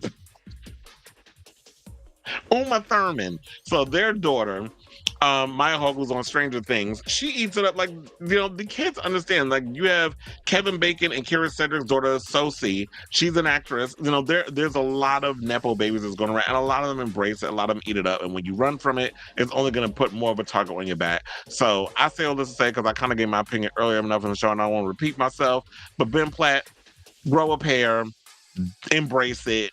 Eat it up, move on, because people are going to continue to throw this shit in your face and tease you if you just try to act like it's a bad thing. And I don't think it's a bad thing, because nepotism exists all throughout careers. So even if it wasn't Hollywood, you have a lot of people that I know and people have helped get me jobs, friends, family, that sort of thing. So you use your power to get, people the help and things that they need. So I don't know why it's a big deal. So good luck to y'all. That's just my overall thoughts on that. So now let's get into some drag race news, because we were talking about some drag stuff earlier. Well, we were talking about SAG and this, that, and the third. And Jinx Monsoon is weighing in on what's going on with, the whole SAG-AFTRA strike. So RuPaul's Drag Race star Jinx Monsoon has issued advice for fellow queen actors and drag stars amid the ongoing actors strike. On the 13th of July, the American Actors Union, SAG-AFTRA, announced that it would be calling a strike with its 160,000 members walking out of an all-acting projects for the foreseeable future. Production on hotly anticipated films and shows, including Wicked and Stranger Things, have been halted, with the union's rules meaning that promotion must also be stopped. Last week, the stars of Christopher Nolan's blockbuster Oppenheimer walked out of the London premiere following the announcement of the strike. For the first time in 60 years, actors will join the 11,500 TV and film writers who are already on strike. Writers have been on the picket line since May, with little prospect of reaching an agreement with studios and streaming services in the immediate future. The Actors Union is fighting for better pay residuals and against actors' likenesses being produced by AI, while writers are demanding better and fairer pay and improved working conditions. Now, two-time Drag Race champion and Broadway star Jinx Monsoon has detailed why the entertainment industry is still hardest for LGBTQ plus performers, but eloquently explained why queer actors still shouldn't cross the picket line. Addressing her fellow drag entertainers, queer artists, queer entertainers, content creators, and influencers via Instagram, the 35-year-old SAG-AFTRA member warned that those who take screen work while the strike exists will be seen as scabs. A scab is a derogatory term for someone who decided to break an industry strike by taking on work. I know firsthand that drag artists, queer entertainers, we are not fully taken seriously yet, especially drag artists. Lots of times we're treated like a novelty. She's absolutely right about that. I know as a queer entertainer, you never know when your next gig is coming, and we live off our gigs, so it's scary to turn down work. But if a company approaches you right now to promote new work, to act in New York, to write for New York, and you take that job, you will be considered a scab, the Drag Race icon said. Jinx urged queer performers to think about the consequences of working during the strike, saying that SAG-AFTRA would not allow those who break the strike to join the union in the future. This could affect your career in the long run when the strike is over. Taking a job right now could prevent you from getting work in the future. Furthermore, taking a job right now, even though it might be a good opportunity, it might be a good paycheck, you will be undermining the efforts we're trying to make to get better circumstances for all actors, including queer artists, drag artists, and marginalized entertainers. She called for all queer entertainers to show solidarity by joining the strike, adding, Hollywood thinks drag artists are interchangeable with each other. Let's not prove them right. Support one another in the strike. Ooh, that rhymes. They said after facing some criticism filming the video while in a makeup dressing room, the drag superstar, that's what y'all got from that? I can't.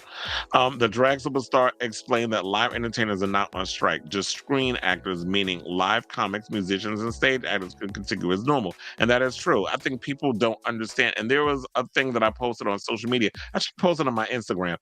Basically, during the strike, what SAG-AFTRA members can and cannot do during the strike. So yes, if you are a live musician, singers are not permitted, like you can't record jingles and sing for, a gig in regards of, an acting gig or a TV show, whatever the case is. You can't do that because that's part of SAG and that's a part of the, the studios and this, that, and the third.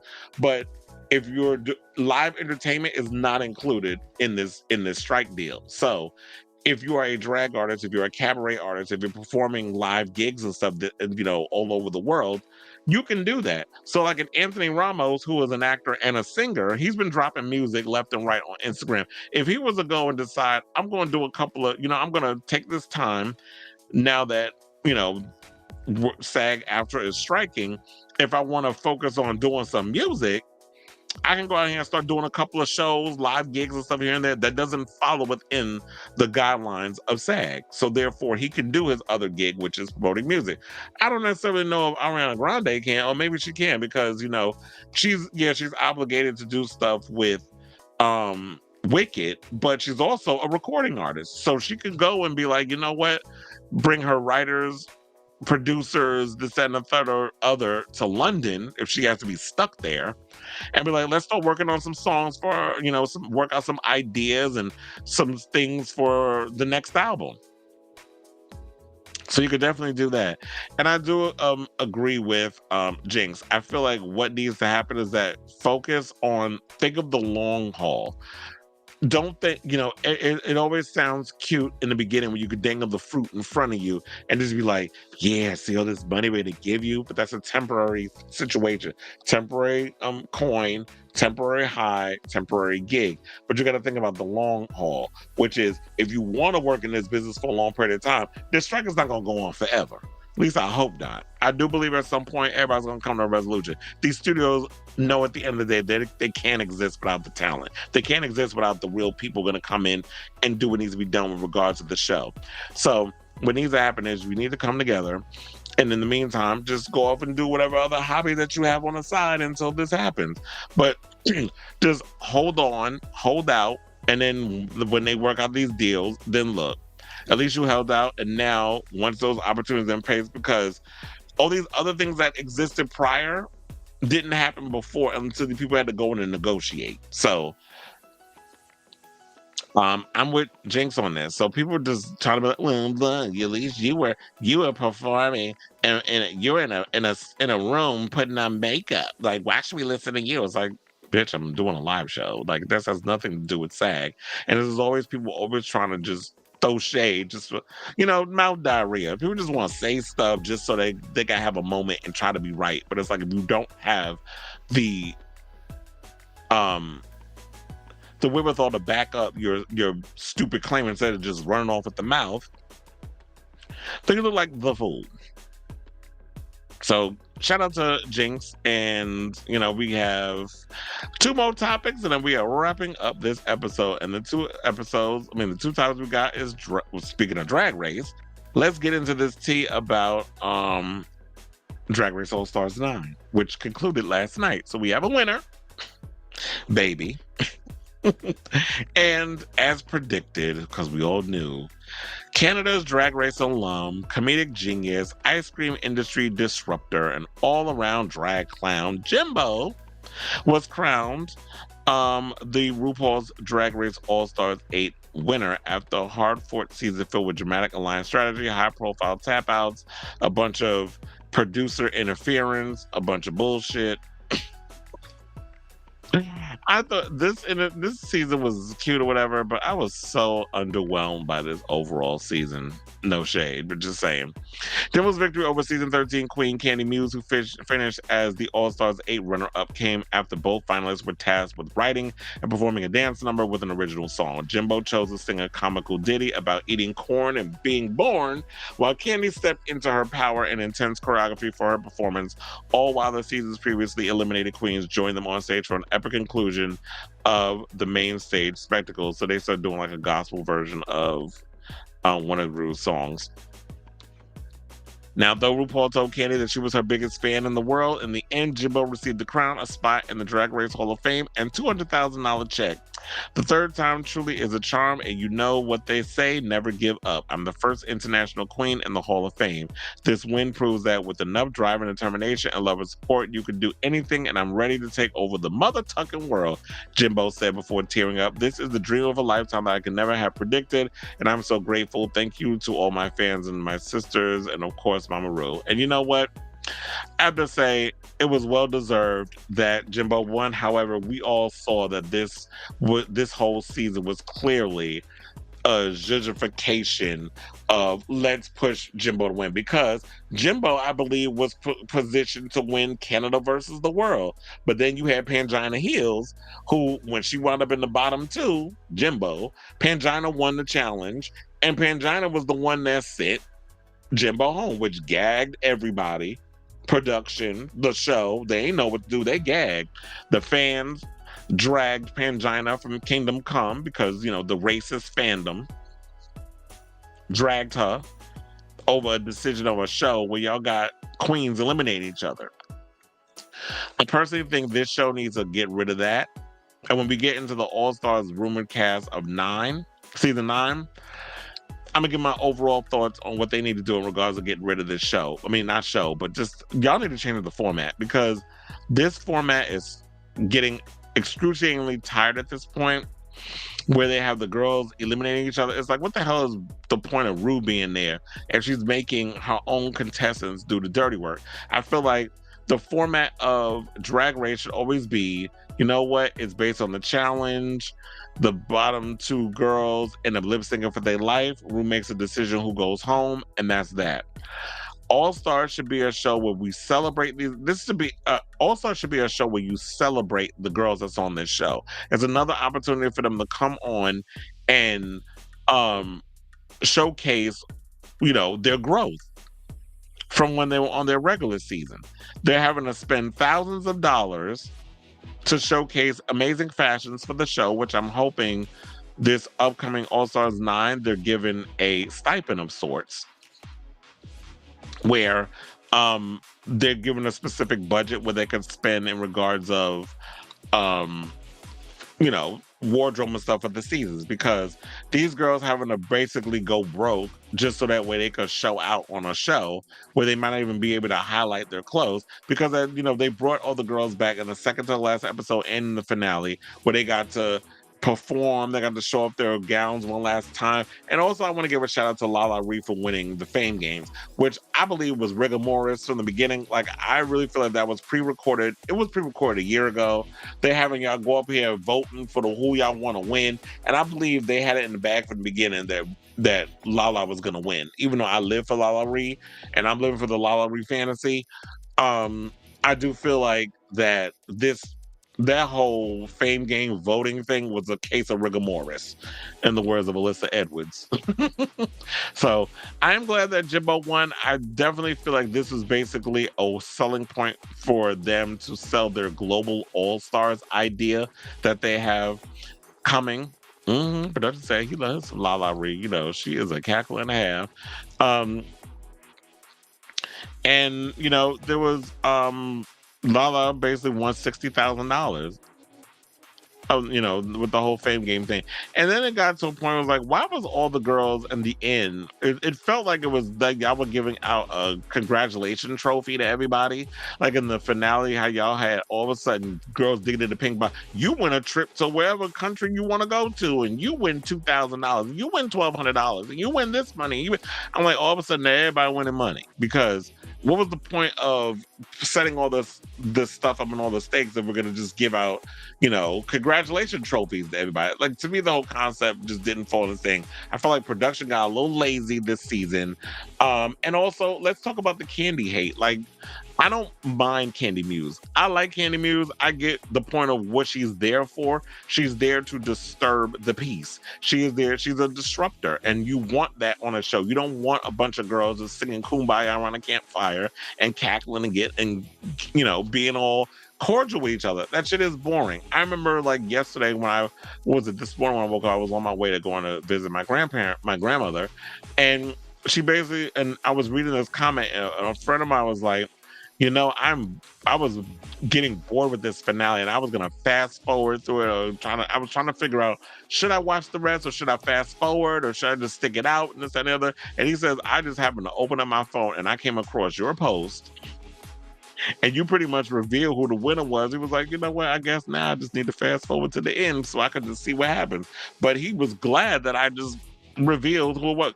But I waited till later in the day. Like, I didn't watch it until I got home from work. Like, I avoided this one, even though I knew, based on the way it was set up, that Candy was going to be runner-up again, that Jimbo was going to win.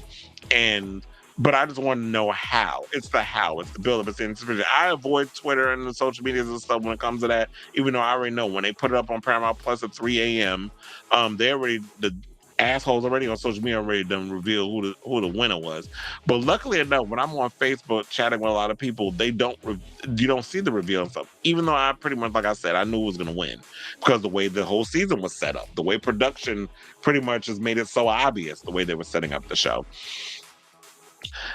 But overall, I have to say, this season was cute, but I do feel like y'all need to make some changes on the upcoming season, since they're well into filming All Stars 9, because they always do that after they film the recent season, which is season 16, then they go right into shooting All Stars. So let's get into our final topic, which is about the rumored cast for All Stars 9. Now, with RuPaul's Drag Race All Stars 8, as we said, concluding, and Jimbo winning, rumors are starting to swirl as to which queens will be appearing on the upcoming All Stars 9 season. Now, according to the rumors, the queens vying for the crown and $200,000 once more are Angeria Paris Van Michaels, season 14, who came in third place. Got Mick from season 12 came in third place. Georges, season 14, came in, I believe, either 6th or 7th place. Nina West, season 11, 6th place. Plastique Tiara, in the words of how Silky Deme Ganache said her name that one time. Season 11, 8th place. Roxy Andrews, season 5 runner-up, All-Stars 2, top 4. Chanel, season 1, All-Stars 1. And Vanessa Vanjie Mateo, season 10 and 11. So we have 8 girls that are coming back. There was another queen that I had heard that was supposed to be a part of the show, Janie Jacquet, but that was a rumor. She is not filming, apparently. They were saying she was going to be a part of the show.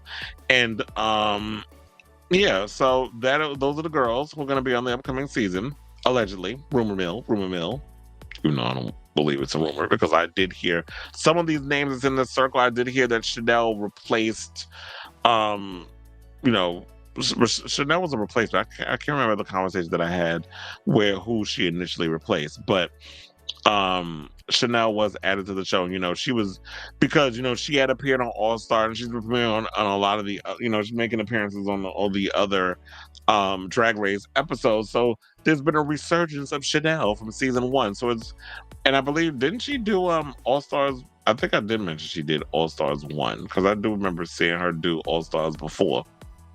Yeah, season 1 and All Stars 1. But All Stars 1, we don't acknowledge that one because that was the one where they did the joint drag race where they had to have 2 queens join up against each other and then they got eliminated, which I freaking hated, by the way. So we don't acknowledge season 1, child. Even though I live for the girls that was on that one. Mimi on first, Raven on. That was an iconic season with the drama that was happening behind the scenes. I can't believe that you, BB on first, all your fans would have you come on this episode. It's like, don't you talk about my fans. And then you had transform me to Mars. You know, when you had so many iconic moments in that episode. I almost had like a Tourette's. But yeah, there was so many iconic moments in that episode. So in that season, you know, come on, Teletubby, teleport us to Mars. You know, I'm acting iconic lines, child. But anyway, so in my opinion, well, first of all, okay, so you know, I don't think we'll be seeing All Stars 9 until like mid 2024 because usually, you know, All Star season 16 starts off in January with a new album from RuPaul because they always just drop an album to coincide with the music for the show, and a new song the girls got to record a video for at the end. You know, All Stars 9 we usually get that around spring summer 2024. Now, I think as far as the format goes, I think it's time to retire the lip sync assassin format. And if you're gonna have lip sync assassins, we need some actual girls that could lip sync the house down, come on and compete. Other than that, I mean, otherwise, come up with a whole new format that the girls can go in on. Maybe just have like, maybe what the format could be now, like if you do 8 girls a season, right, for All Stars, it just came to me. How about we do this? The shows is challenging because I remember one of my friends was like, who's a drag race fanatic, it was like, but we need to have girls get eliminated. But I'm hearing this season they scratched the format, and I heard this before they even started filming, that there was certain girls, Georges and a couple of others, who were like, the only way they would come on this season is if they got rid of the eliminations. So word on the curb is the girls are not being eliminated this season, and I actually like that. I was like, if you're not going to eliminate girls, at least have a small group of girls on. So they got 8 good, 8 queens. There'll be a lot of fodder going on between them that they could create this and the third. You have a point system that you do. So whoever is the top 2 girls of the week, they win a challenge. And what happens is you have them girls lip sync against each other. Whoever wins the challenge is more points that goes towards that, or you win a cash prize, and all that adds up at the end. So then when you see like this point system that you have, y'all got to figure out how y'all gonna make that point system work that makes it work fair and reasonable for the damn show and not a bunch of BS. But you have a point system, whatever the case is, the point system gets added up when it's towards the season finale. You have your top 4 or your top 3 queens or whatever the case is. You have them go head to head, and then you crown a winner and all that other stuff. So work out something within that way, because I feel like what All Stars needs to do is become a celebration of drag. Then you can have your dramatic moments and your girls breaking down during the challenges and this, that, and the third. But I feel like All Stars is a show that we should be celebrating these queens. The original show, you could go and eliminate as many girls as you want because y'all know what y'all in for when you do this show. But when it comes to All Stars, I feel like All Stars, this needs to be an opportunity we celebrate queens, especially when they spend so much to try to come on this show. And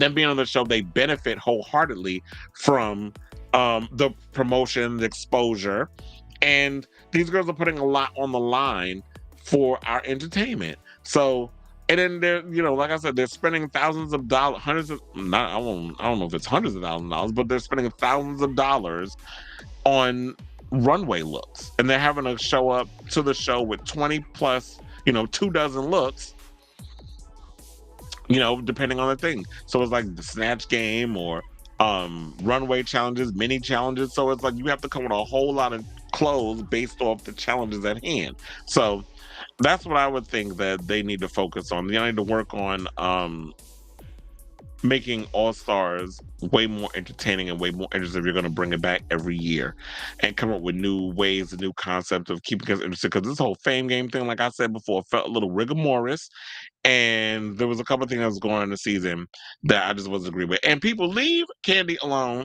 She is there to do what she was supposed to do, bring the shade, bring the drama, and all this stuff. A lot of times I've noticed some things I felt like it was rooted in fat phobia and being a little racist because she's a Latina from the Bronx.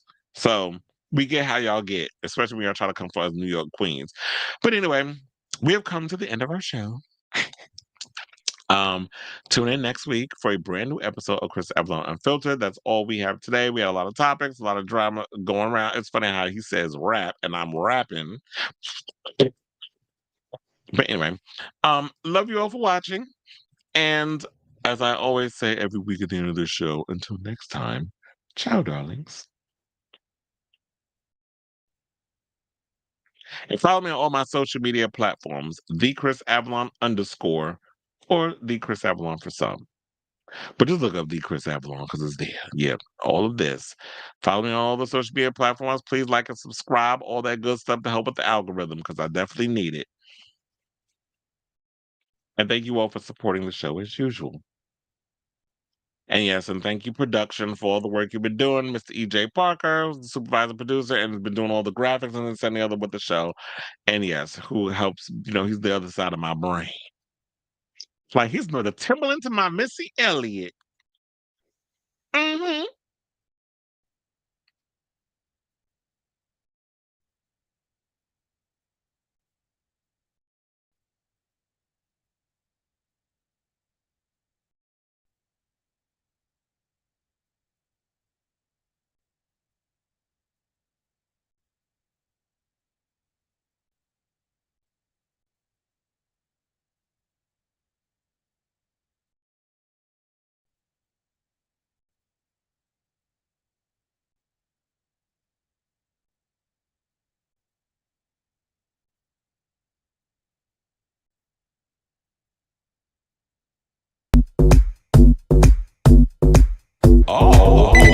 Excuse you. Baloney wash. Annoyed. Hey, bitch. I'm just here to give my opinion and carry Annie. It's Chris Avalon Unfiltered, bitch.